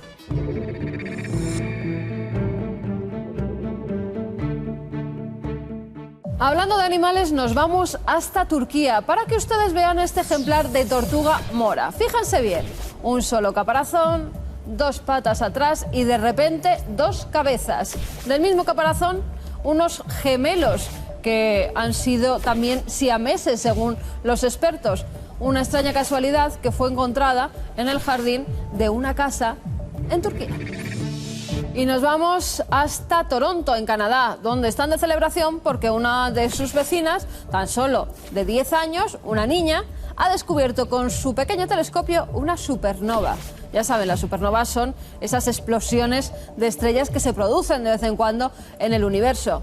Bien, los científicos han situado esta supernova a 240 millones de años luz. Y la descubridora, esta pequeña de 10 años, que según el futuro que lleve, seguro que es una gran científica. Y acabamos en Indiana, donde una mujer se estaba haciendo unas radiografías de su tórax. En los pulmones, de repente, ve que hay algo extraño. En un principio parece ver una especie de efigie. Se fija más y dice que es Jesucristo. Jesucristo en los pulmones de esta mujer, que además ya tuvo un encuentro extraño. Tras padecer un cáncer de mama, un extraño se le acercó y le dijo que se iba a curar, que Jesús estaba dentro de ella. Bueno, pues ahí está, Jesús dentro de esta mujer, concretamente en sus pulmones. Y ya preparo estas láminas amarillentas por las que ha pasado mucho tiempo, demasiado tiempo. Vamos a la hemeroteca para hablar de misterio en la más absoluta antigüedad.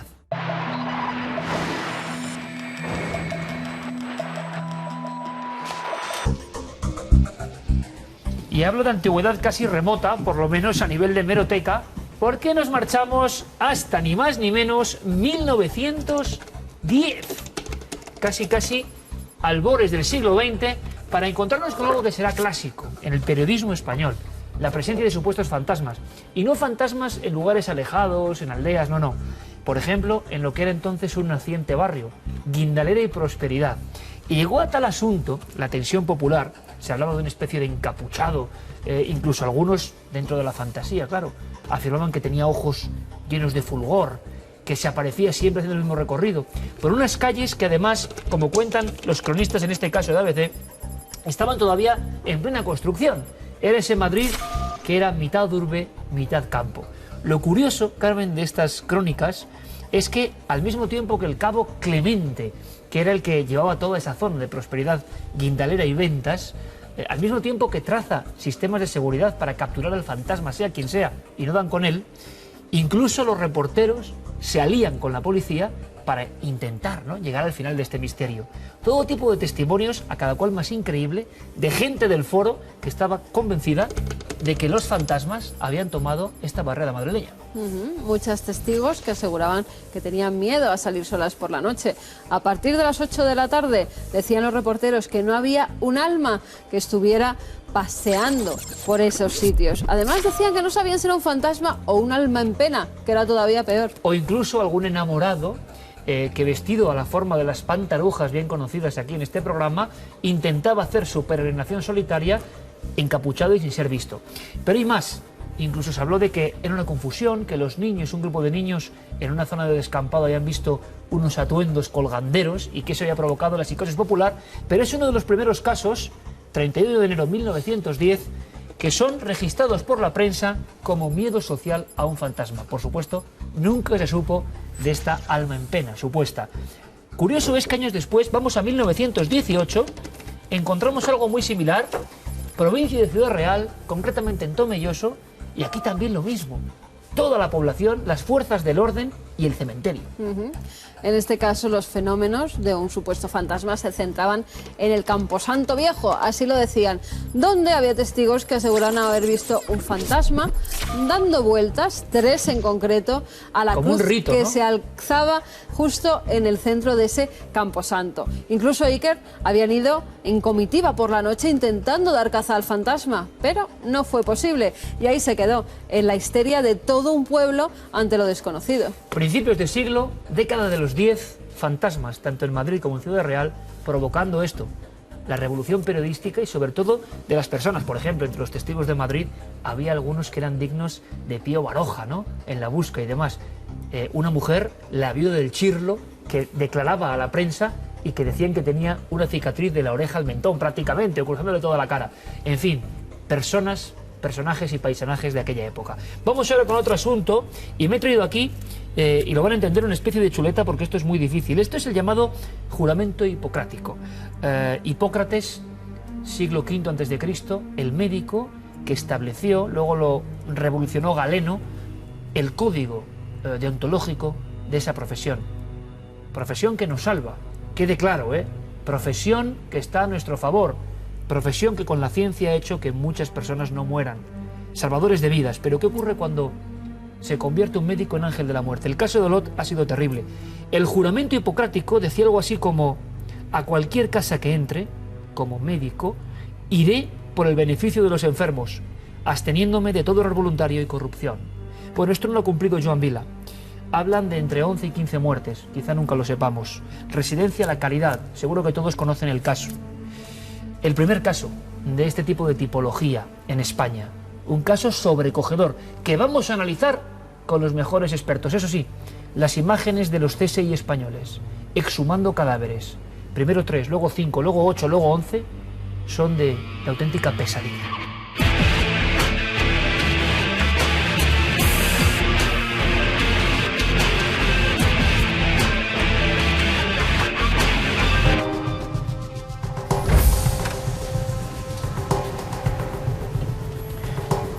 Es muy difícil, diría que casi imposible, concentrar una mesa con este nivel de especialistas para hablar de uno de los asuntos más espinosos de la actualidad.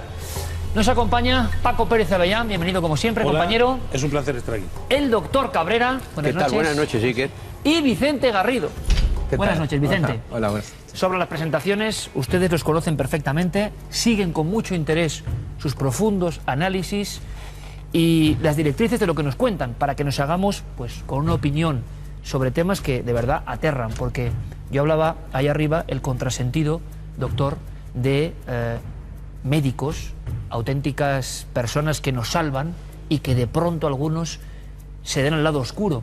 He escuchado incluso, quizás sea un mito, que ha habido asesinos que han aprovechado o han querido estar en estos ambientes de la sanidad para ejercer de alguna forma esa profesión, ¿no?, de casi liquidador de vidas. De hecho, los médicos a lo largo de la historia hemos tenido el poder entre la vida y la muerte. O sea, los que sabíamos cómo matar a otro éramos los médicos, el cirujano, el barbero de siempre. Por lo tanto, no es raro que alguno que se le va la cabeza acabe siendo, como habéis definido, un ángel de la muerte. Ángel de la muerte. Hay una tipología concreta, no solo el caso de Olot, actualidad en España, y además mandamos un fuerte abrazo a los amigos que estarán viéndonos en Olot, porque últimamente además la ciudad y la región ha sido azotada por una serie de hechos casuales, pero terribles, ¿no?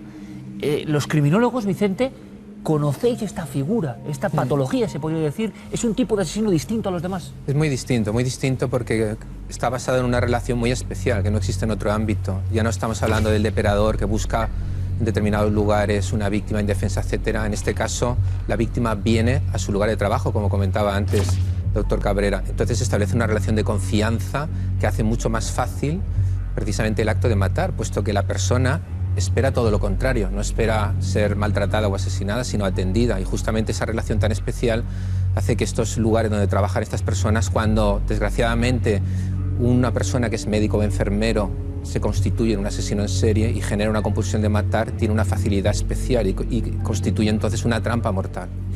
Tenemos las patas, creo que ideales, ¿no?, para establecer este debate que ahora se abrirá: medicina, criminología, periodismo de sucesos. Paco, porque a día de hoy, hasta este momento, tampoco podemos saber, en este último caso de este celador, no era un médico exactamente, pero estaba dentro del entorno de los que cuidan la salud, en este caso de algunos de los más desfavorecidos de nuestra sociedad, los ancianos. No sabemos cuántas personas ha matado realmente, ¿no? Del colectivo ese de sanidad. Hay que decir que hay una cosa terrible, y es que donde aparecen estos ángeles de la muerte, celadores, enfermeras, enfermeros, médicos, son en los lugares más civilizados del mundo. Es decir, no encontramos en esa zona del tercer mundo, en un hospital perdido de sangre, individuos que maten a las personas que vienen a curarse. No, no. Son en los lugares más sofisticados, en los países más asentados: Alemania, Inglaterra, Francia, bueno, ahora España. Y por cierto, Olot, pues bien, no se lo merece, porque realmente Olot es una ciudad extraordinaria, que yo tengo una relación con ella muy cercana y muy cariñosa, y lamento que esto haya ocurrido allí. Podía haber ocurrido en cualquier otro lugar de España, Iker. ¿Qué ha pasado? Que nos ha llegado el momento. Estamos suficientemente civilizados para que estos individuos ocupen nuestros quirófanos, los lugares de atención a los pacientes, y empiecen a matar. Son individuos que se hacen adictos al asesinato. El individuo que pasa por ser el mayor asesino de todos los tiempos es un médico, Harold Shipman, al que todo el mundo llama Doctor Muerte. En efecto, este es el individuo al que se le señala como el primer adicto a matar. Es decir, la muerte para él es el gran estímulo. ¿Por qué? Ha lanzado Paco una pregunta asombrosa para los que no sabemos de esto. ¿Por qué en esa franja de países desarrollados, personas con un nivel cultural ya importante, qué pasa? ¿Por qué? Bueno, yo creo que hay dos ideas importantes. La primera es que, aún en países desarrollados, el sistema de salud tiene sus fallas. Y como esperamos poder comentar posteriormente luego, veremos que hay un común denominador en esos lugares donde han actuado los ángeles de la muerte, ya sea el hospital en Yorkshire, en Shipman o en otros lugares. Falla la gerencia, la administración, los controles, las medidas de análisis de posibles situaciones de riesgo, y por consiguiente, quizá porque se espera que todo el mundo que esté ahí cuida a la gente y no la mate. Entonces, por escasez de personal, por falta de presupuesto, por relajación de las medidas de control, por toda una serie de razones, por el hecho de que, lo repito, el colectivo médico se presupone que va a ayudar y nadie puede pensar que un asesino esté trabajando como médico o enfermero. Entonces, en esos lugares tan civilizados fallan los controles. Y cuando se introduce una persona que es un asesino en serie, puede hacer un daño extraordinario, porque fíjate, entra hasta el núcleo del asunto. Fíjate, Vicente, teniendo razón Vicente, yo diría que hay que puntualizar, porque cada caso es un mundo.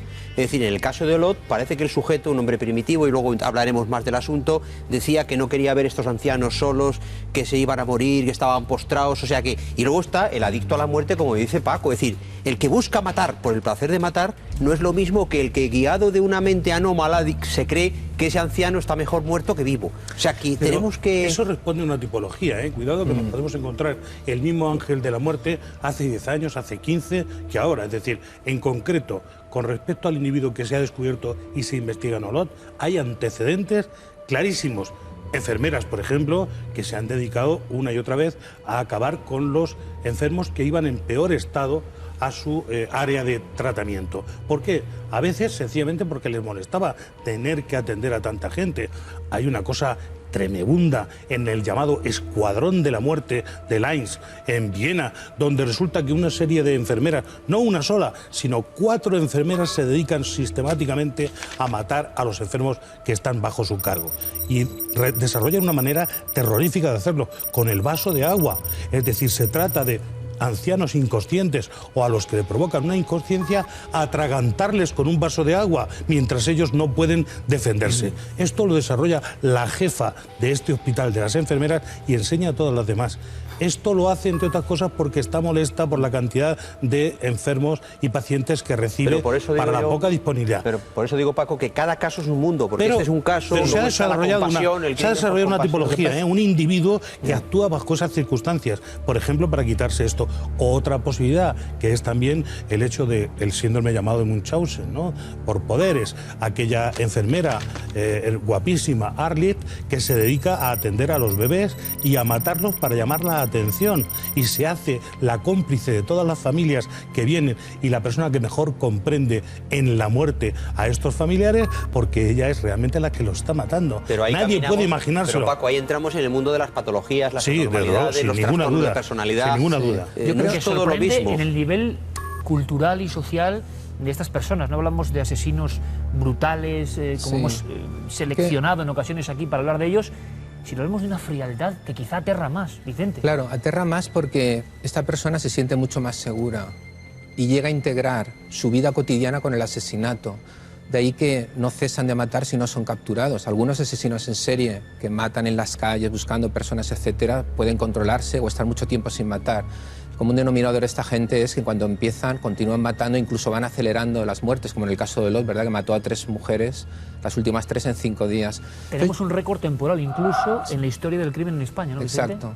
Desde el punto de vista de la aceleración que se produjo, fue muy importante porque fueron 3 personas en 5 días. Entonces, no recuerdo ahora un asesino en serie que matara el mayor número de personas en tan poco tiempo. Pero ahí entra, Vicente, lo que tú has dicho antes, la dejadez del sistema sanitario. Exacto. Este hombre hacía allí cosas que no eran suyas, es decir, hacía de enfermero, hacía de transportista, hacía de todo. Yo creo que una cosa muy importante que deberíamos dejar claro es que son 2 el común denominador de la psicología del ángel de la muerte. Una, el hecho de que él tiene una compulsión a matar. Él siente que matando está en un estado psicológico de euforia, le da un sentido vital a una vida que normalmente tiene muchos problemas, con fracaso escolar, muchas veces complejos muy importantes, insatisfacción en su desarrollo amoroso, etc.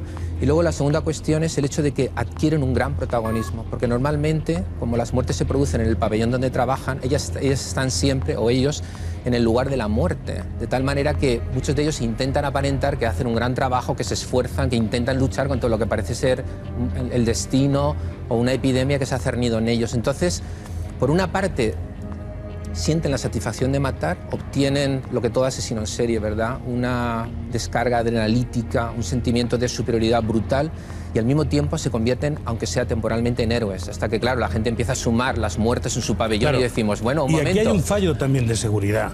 Claro. Hay que decir que con la aparición de este presunto asesino de Olot se ha oficializado la existencia del asesino en serie en España. Incluso periódicos de gran raigambre que jamás se habían atrevido a publicar nada menos que una lista de posibles asesinos históricos en serie en nuestro país, lo han hecho a raíz de esta circunstancia. Quiero decir, nadie está mirando, nadie está tomando nota de que en un hospital o una clínica geriátrica de pronto hay un aumento de muertes absolutamente... Siempre en el mismo turno. En el mismo turno, no solo eso, sino de forma inopinada, es decir, sin deberse a nada. Pero no es que haya una gripe A o una amenaza que de pronto ha hecho que esto se duplique, sino empiezan a haber una serie de muertes. Pero, Paco, ¿qué ocurre? Que no hay criminólogos, perdona que barra para aquí, hay que barrer para este lado, gente que esté mirando las cifras de la seguridad en España. Es decir, claro que existen los asesinos en serie, claro que estamos homologados al mundo, claro que estamos civilizados, tanto como Alemania, como Francia, como Inglaterra, y aquí empiezan a pasar las mismas cosas. Pero cierto es, Paco, que a nadie le importan los ancianos que estaban allí.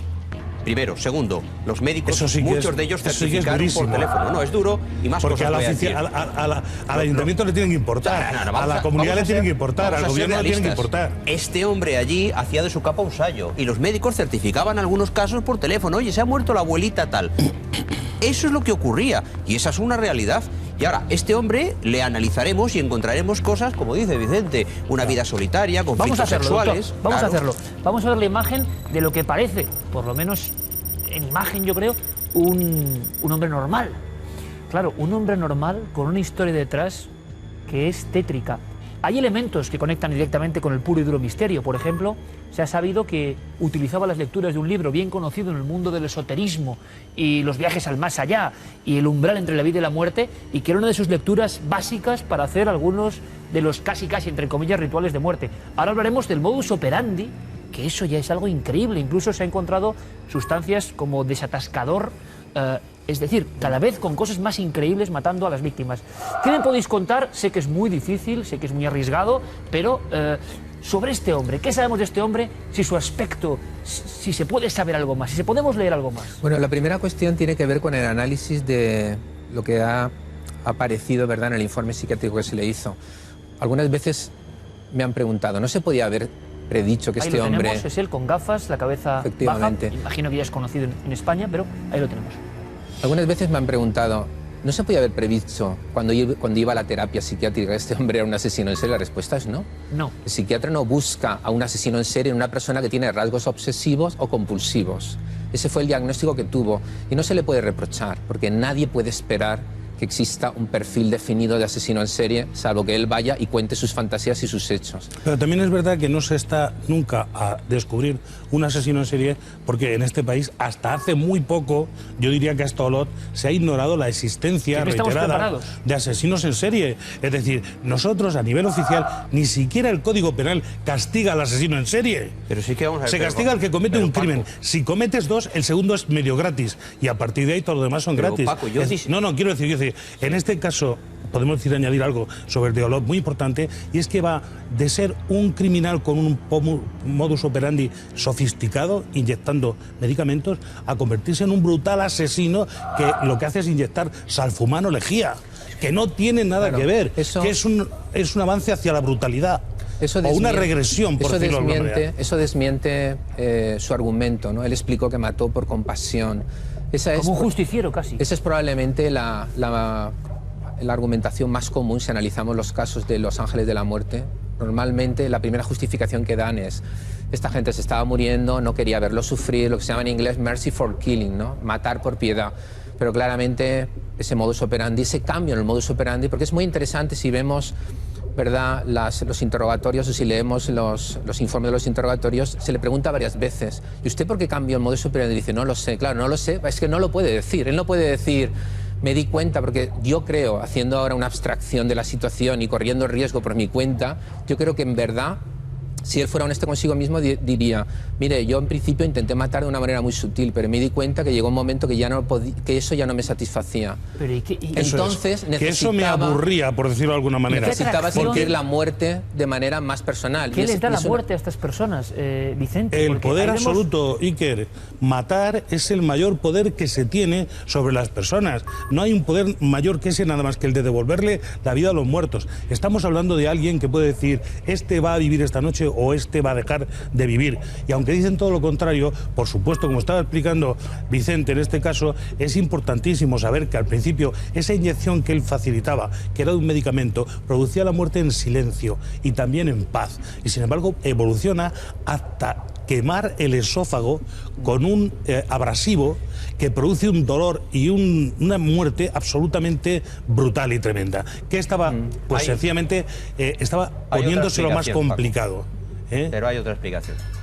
Este es un hombre, como habéis visto, de apariencia normal, pelo parece que está teñido. Vamos a verlo. No sé si lo podemos poner en la pantalla. Un hombre de apariencia normal, cualquiera podemos ser, unas gafas modernas, un corte de pelo normal, o rubio o teñido, es difícil de saber. Una edad media, vivía solo, la gente lo sabe, tenía conflictos sexuales, él no tenía una relación, parecía que tenía algún problema sexual importante.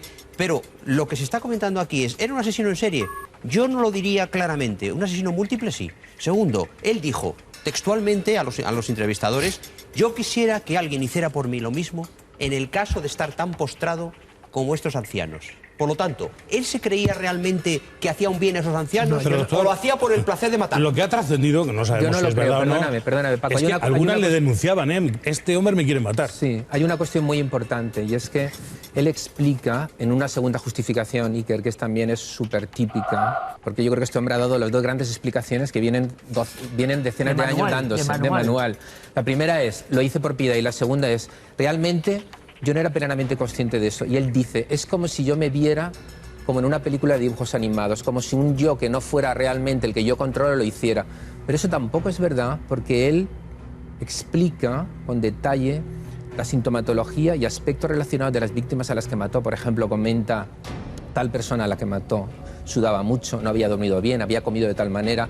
¿Y esto qué es lo que está revelando? Esto lo que está revelando él es que él estaba fantaseando durante bastante tiempo con esas mujeres, las tenía estudiadas, las tenía analizadas, de tal manera que vivía registrando toda una serie de claves que él estaba utilizando precisamente para imaginarse cómo sería el momento final en el que él administrara la muerte. Luego él era plenamente consciente, no otro yo, como si fuera salido en una película de dibujos animados, sino realmente él era plenamente consciente, tomando registro para alimentar su fantasía homicida, de tal manera que él sabía perfectamente en qué momento cada una de las mujeres él había decidido que había llegado la hora de su muerte. Si yo no digo que no sea imputable, que irá a la cárcel, porque es imputable a todas luces casi seguro. Lo que yo digo es que él matara solo por el placer de matar. Yo Eso tengo contrasta, dudas, doctor, yo quizá tengo con lo dudas del Salfumán, ¿no? Ya. Pero es decir, él lo explica, él es un hombre... por justicia parece, sin saberlo lo digo. Pero es un hombre inculto. Una muestra de matar con el menor daño posible. Ya, ¿no? pero es un hombre inculto que conoce el poder de los medicamentos, ¿eh? Pero y que vive continuamente con... Pero él mezcla las pastillas porque él es un hombre sin información sanitaria. Yo creo desde la criminología, tengo que decir que este señor lo que hace es arriesgarse cada vez más. Se arriesga porque el riesgo le da una dimensión distinta a lo que está haciendo. Es otra cosa, por ejemplo, Paco, de manual, ¿no? Dicen que los asesinos en serie dicen, claro. Vicente, Paco, que cada vez el juego, a ver si les pillan, lo llevan, lo extienden más. El riesgo aumenta, pero también aumenta el premio por cometer el crimen y quedar impune. Con una jeringa en el esófago es una cosa muy arriesgada, porque en cualquier momento puede saltar y quemar, como en algún caso había ocurrido. Lo que pasa es que tiene razón el doctor cuando dice que no había mucha gente mirando a estos ancianitos que de pronto tenían la boca quemada o tal. Es decir, que se les enterraba a pesar de que había causa evidente para hacer una cosa más profunda. Nos ha ocurrido en otra ocasión en la asilo de ancianas de Santander. Las señoras a veces aparecían en unas condiciones que revelaban que había habido cierta violencia. Alguna de ellas, por ejemplo, apareció con la dentadura postiza atravesada en la garganta, es decir, y por supuesto alterada la ropa interior, etcétera, que podía hacer pensar que allí había habido quizá un homicidio. Sin embargo, como no estamos acostumbrados a pensar que alguien puede matar a ancianos, pues este es un matancianos, presunto matanciano. Hay una cuestión importante, y es que, Iker, la historia de la criminología nos revela que los asesinos en serie llegan momentos donde cometen actos absurdos. Absurdos, verdaderamente que no se compadecen, ¿verdad?, con la atención y el cuidado que habían manifestado durante otros muchos crímenes y son capturados. Por ejemplo, el doctor Harold Shipman, el cual antes hablaba Paco. ¿Cuánta gente mató este hombre? Bueno, se le condenó por 15 porque ya no se pudo o no se quiso desenterrar más cadáveres y analizarlo. Pero bueno, una investigación independiente del Departamento de Salud británico ha estimado que el número real se mueve entre 230 y 270 víctimas. Pero este hombre fue capturado porque a la última de las víctimas sencillamente quiso robarle. Una de sus víctimas, que había sido alcaldesa del pueblo en el que estaba, una mujer muy importante, una mujer muy señalada, cuando la mató, luego hizo una adulteración muy burda de su testamento, de tal manera que él intentó imitar la firma de ella y se dejó a sí mismo pues el equivalente a 80 millones de pesetas. Y ese fue el origen de que le capturaran. Nunca antes había hecho eso. Nunca antes había robado a sus víctimas. Simplemente se había satisfecho, pues se había quedado contento. Por cierto, matándolas. El doctor Muerte era un doctor de familia, como se llama allí, y en su zona, en la zona que él servía, había mayor cantidad de fallecimientos que en todas las otras zonas juntas de todo el Reino Unido. ¿Qué es lo que pasaba en Olot? Es lo que estamos hablando, es decir, ¿dónde están los criminólogos investigando, barriendo el territorio, compulsando las cifras, empleando los datos para hacer análisis? Nadie está mirando, Iker. Por lo tanto, estos individuos actúan casi con total impunidad. Pueden perfectamente absolutamente meterse en cualquier sitio y hacer cualquier cosa porque nadie está intentando que no lleguen a más. Pero son casos raros, Paco. Raros, son no raros, tan raros. son raros, a mí Paco, me son daría raros, un poco de miedo pensar si podría haber algún otro ángel de la muerte ahora mismo en actuando España. en este momento. Desde luego, si lo hubiera, no sería fácil de reconocerlo, salvo que se establecieran controles muy rigurosos. Yo Claro. estoy seguro que muchas muertes, por falta de personal, por falta de rigor, por muchas razones, no se investigan como quizá debería investigarse. De hecho, algunos asesinos en serie, ángeles de la muerte, dicen que seleccionaron trabajar en determinados lugares porque sabían que no era habitual hacer autopsias. En efecto. Algo que podría haberles puesto y que en ese un hospital, aprieto por grave. ejemplo, el de la chica, el de la famosísima mujer que se dedicó a matar niños, ¿no?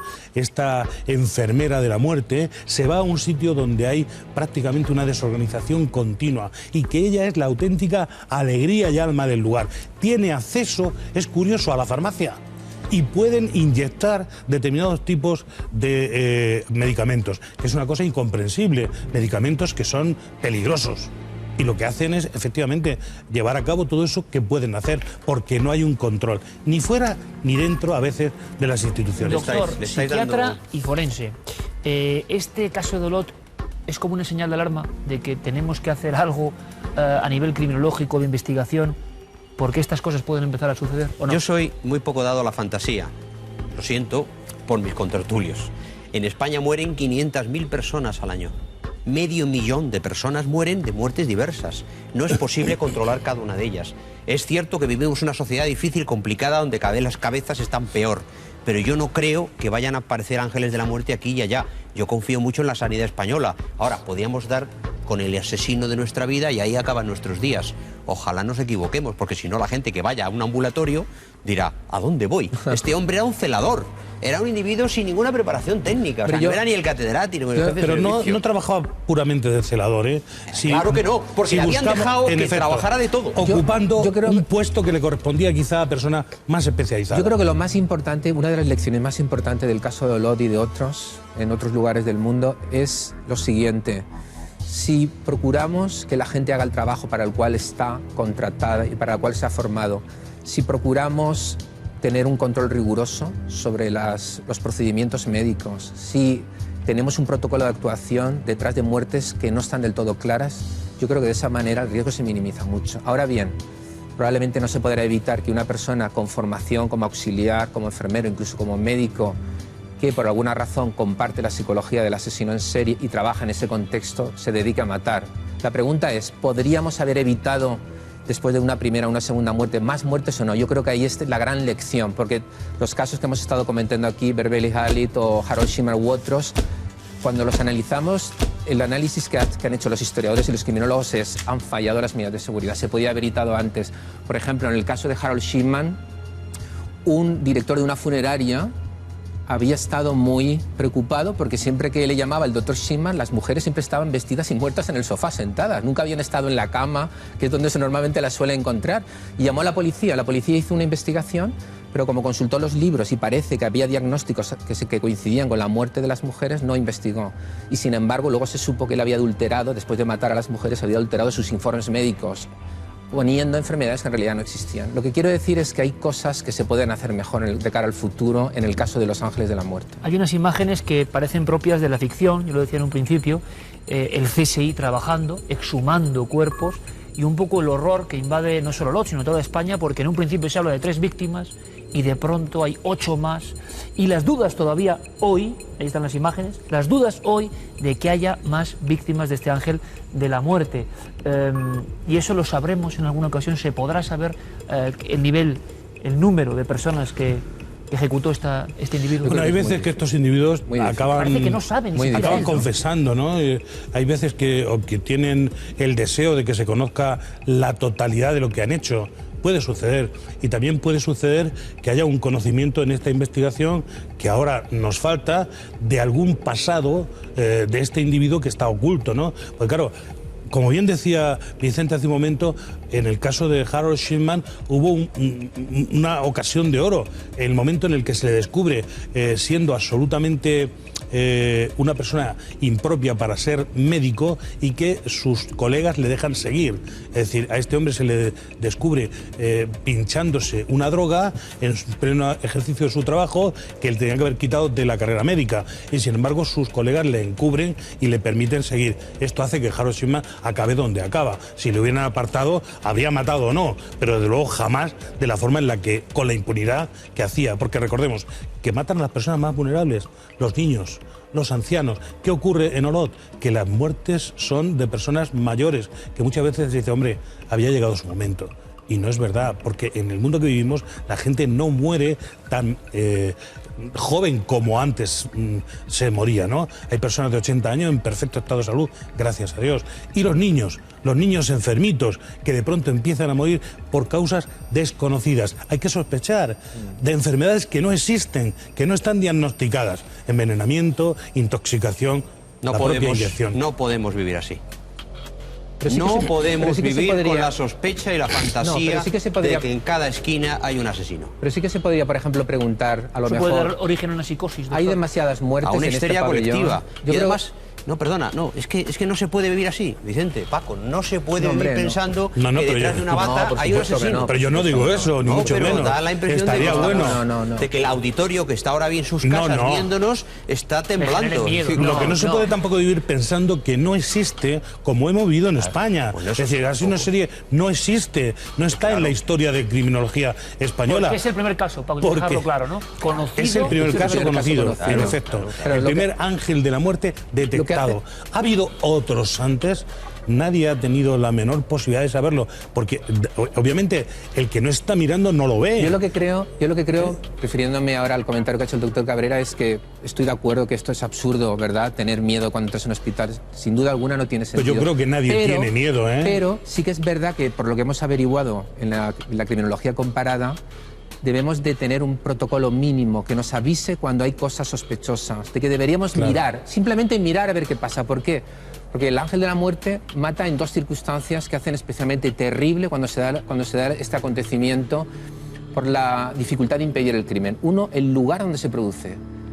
El lugar donde se produce es donde se supone que precisamente la gente va a ser ayudada, con lo cual supone una coartada brutal. Es un lugar de seguridad terrible para el asesino, porque la intimidad es total. Es la persona que te cuida la que te va a matar. En segundo lugar, la vulnerabilidad de las víctimas. Son las personas más vulnerables del mundo. No pueden pelear, no pueden protestar apenas, no pueden salir corriendo, no pueden contratar a un detective. Y esa terrible vulnerabilidad hace que tengamos que extremar, en la medida de lo posible, los protocolos de actuación por si alguna vez actúa un ángel de la muerte. No, y el reconocimiento de que esas patologías existen, de que sucede eso en la vida y el tejido social, y contrariamente, que me parece muy bien que el doctor se ponga la venda antes de que salga la herida, pero lo que hemos vivido es todo lo contrario, es decir, ignorantes de que esto existía, viviendo en un mundo ideal y feliz y pasándonos las cosas, porque efectivamente cuando antes las personas que estaban siendo envenenadas iban a los hospitales, se detectaban enfermedades que no existían, no se conocía de qué, pero las personas acababan muriendo. Es decir, que estamos en un momento... Veis mucha sangre, Paco, veis sangre por todas estamos partes. en un momento en el que hay que tener en cuenta estos hechos que verdaderamente existen y que es un peligro real ante el cual la sociedad tiene que ofrecer una protección. O sea, no es una cuestión de tener miedo, sino de todo lo contrario, saber detectar que esto está sucediendo y por lo tanto combatirlo. Hombre, hay que actuar con la mente del científico, sin ninguna duda. Ojalá sea un caso muy esporádico, ojalá no vuelva a repetirse, porque desde luego no hay que tener miedo, ¿no? Existen algunos incidentes que hacen que estemos alerta. Algunos periódicos, como decía Paco, que nunca habían hablado de estos temas. No, mira, Iker, hay 14.000 desaparecidos. Junto al arropiero, el Mataviejas, a este hombre, ¿no? 14.000 desaparecidos en España.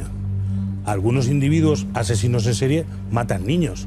Si de pronto desaparecen varios niños en algún sitio, es justo pensar que pueda haber un asesino en serie que los esté secuestrando y matando. A lo mejor nunca se descubre, pero habrá que buscar por ahí también. Hasta ahora nunca lo hemos pensado, porque nosotros en nuestro país, a nivel oficial, no entendemos que exista un individuo que mata reiteradamente y que su oficio o su deseo sea matar. O sea, que es todo lo contrario de lo que el doctor decía, ¿no? Todo lo contrario, exactamente. Esperaremos noticias. El caso de Olot parece, ojalá nos equivoquemos, que abre un nuevo tiempo.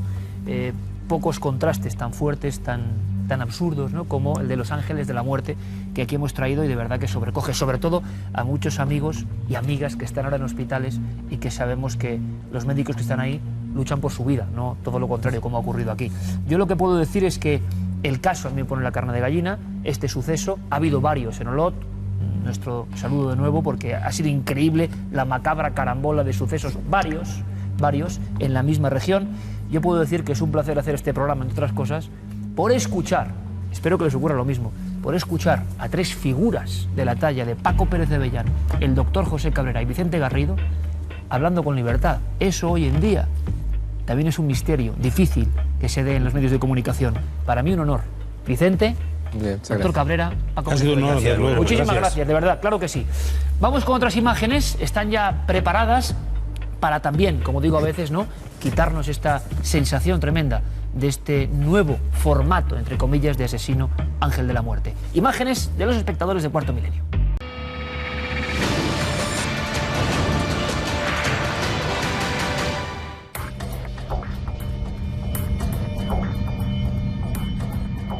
Y es una fotografía antigua, con sabor añejo, la que nos aguarda, Carmen, ahora mismo. Nos la enviaba Inma desde Alicante. Dice que la fotografía tiene unos 35 años más o menos. La persona que aparece entre ellas, que son estas dos, dice que se parece a su fallecido abuelo, pero que no lo sabe. Un familiar. Una cara clarísima. Hay una cara en medio. Pero fíjate, esta fotografía nos la ha enviado fotografiando en digital una fotografía antigua de papel. Quería conservar como un recuerdo esta fotografía tan extraña y nos decía que aparecía justo en el centro. Además es verdad que parece una persona anciana, ¿verdad? De cierto año, de esas fotografías antiguas que tenemos de nuestros abuelos o bisabuelos. Ahí lo tenemos. ¿Y qué podía ser? Pues Guillermo nos dice que hay, como no ha podido analizar la fotografía original, que puede ser o una doble exposición, ya sabemos que en la época dos fotografías en el carrete se podían unir y daba esto como resultado, o que fuera pues algo extraño, que fuera incluso un reflejo de una fotografía que tenían por la casa al hacer esta otra, que no lo sabe. Ellos ven en la original esta cara, claro, aparece entre las dos niñas y casi, yo no sé si se da a entender que casi agarra una, ¿no? ¿O qué? A mí me parecía que incluso tiene como un brazo agarrando pero a una de las desproporcionado pequeñas. Respecto a la cara, ¿no? Una cara anciana y... Sí, pero la cara, si te das cuenta, también es bastante grande respecto a la de las niñas, que aunque tenía que ser más pequeña, pero... Y yo no sé si esto, otro misterio, es un 133, un SEAT 133, un 127, también me gustaría saberlo. Una foto de época, evidentemente, ¿no? De lo los más años normal 70. es que fuera una sobreexposición, Iker. Que una fotografía se hubiera juntado Y que con otra al justo revelarlo. está entre las dos. Eso es. Como eso que dicen, ¿no? De hay alguien que te protege, ¿no? Muchos videntes y gente de este tipo lo dice, ¿no? Alguien que va contigo. Bueno, pues es que el encuadre es perfecto. Dos vías de contacto fundamentales. Dos vías de contacto donde nos pueden enviar fotografías tan curiosas como la que hemos analizado. A través del correo electrónico cuartomilenio@4.com y nuestro apartado de correos 18.189 con el código postal de Madrid 28080. Y vamos a una iglesia. Cementerio de Montjuic. Ajá. Así nos decía Marco Ordóñez, que era quien nos enviaba esta fotografía, Sí, en la aparece que algo vemos por aquí. algo extraño. Ahí lo tenemos. Guillermo lo ha ampliado para que Como lo un veamos mucho mejor. Como una especie de luminosidad vaporosa, Que ¿verdad? va cobrando forma. Que adquiere una forma que para los amantes del misterio pues es una de las clásicas, ¿no? Hombre, la Diputación de Granada, ¿no? Y la formación de una nube que se va transformando en cuerpo, en cara. Casi parece eso. Clásicos fantasmas, nos decía Guillermo, un fantasma que parece estar vigilando la entrada del lugar. Bueno, en este caso nos dice que es un reflejo. Como vemos, las luces han impactado, además vemos los colores de las vidrieras. Vemos aquí el rojo, el flash o la luz que había dentro del cementerio. Esto parece un mausoleo. Aquí vemos una de las cruces. Vemos que el rojo se ha reflejado allí y ha adquirido esa forma como de fantasma. Sí, fantasma o de genio de botella, ¿no? También. Que va apareciendo poco a poco y luego va ensanchándose casi como para hablarle a Aladino. Vamos a hablar un poco de brujería, de fuerzas oscuras, que han aparecido en diferentes fases de este programa de esta noche. Me gustaría comentarles algo. Y así, como si fuese un bucle de constante referencia, la brujería, la magia negra, esos asuntos que dan tanto repelús, siempre están nunca acaban de desaparecer. Anidan en lo más profundo del inconsciente colectivo y personas, y da igual su catadura, su economía, su posición social, recurren en ocasiones a esas malas artes. El 2011 ha empezado con acontecimientos que nos dejan sin habla. Por ejemplo, esos 7 cuerpos profanados en el cementerio Camposanto de Arico, en Tenerife. ¿Para qué demonios quieren cuerpos enteros, de cadáveres además muy antiguos y muertos, por ejemplo, por la gripe del año 1919, allí en Tenerife? Bueno, da la sensación de que quien se mete en esos mundos inicia una escalera de peldaños que le va conduciendo a tropelías cada vez mayores. Y me explico. Hemos visto cómo Yoko Ono ejercía la brujería o quería aprender de ella, tenía listas de enemigos, y no sé si es más terrible la imagen de la propia bruja que en Colombia le adiestraba sobre estas artes negativas, o la de ella misma, persona de un nivel cultural amplio, seguro que con muchísimo poder económico, consiguiendo cosas que los demás no tienen y sin embargo ansiando más con esa lista de enemigos. Yo no he conocido muchos brujos negros en mi vida, de verdad. Sí que he estado delante de personas que aseguraban tener ciertos poderes y que realmente impresionaban, incluso en España, también en América. Lo que me decía uno de ellos era bien curioso. En Bolivia decía que el brujo negro, el mago negro, nunca llega viejo. Siempre al final acaba devorado por las mismas fuerzas en las que se cree y que acaban aniquilándolo. Pueden conseguir dinero, pueden conseguir poder, pero al final esa especie de esfera de lo luminoso les absorbe, acaba con ellos, como un pacto que saben que han iniciado al irse por ese otro camino. Y comprendemos cómo Yoko Ono tenía mucho miedo a los enemigos de su marido, cómo Yoko Ono estaba absolutamente temerosa de que algo ocurriese en su entorno y por eso acudía a la magia negra. Pero esta siempre, repito, se vuelve en el momento más inesperado. Quizá, quién sabe, si por esas malas artes ocurrió lo que luego ocurrió, ese desgraciado atentado contra John Lennon. Y si algo he aprendido en este mundo extraño es que al final quien desea el mal de otros, quien se mete en esa espiral extrañísima, acaba siempre pagándolo. Pueden decir, no siempre ocurre, tenemos ejemplos de personas dañinas, malignas, que siguen ahí, aparentemente sin que nada les pase. Pues fíjense, creo que al final esa maldad se acaba cobrando su pago. Es sin misericordia, por lo menos en lo que yo he visto. Reflexionen sobre ello. La magia negra, aunque parece un atajo rápido, siempre conduce a un pequeño gran infierno. Nosotros nos vemos intentando alejarnos de todo eso, por supuesto. Luz de la información para disipar esas sombras que, pese a quien pese, existen. En 7 días, más Cuarto Milenio. Les esperamos.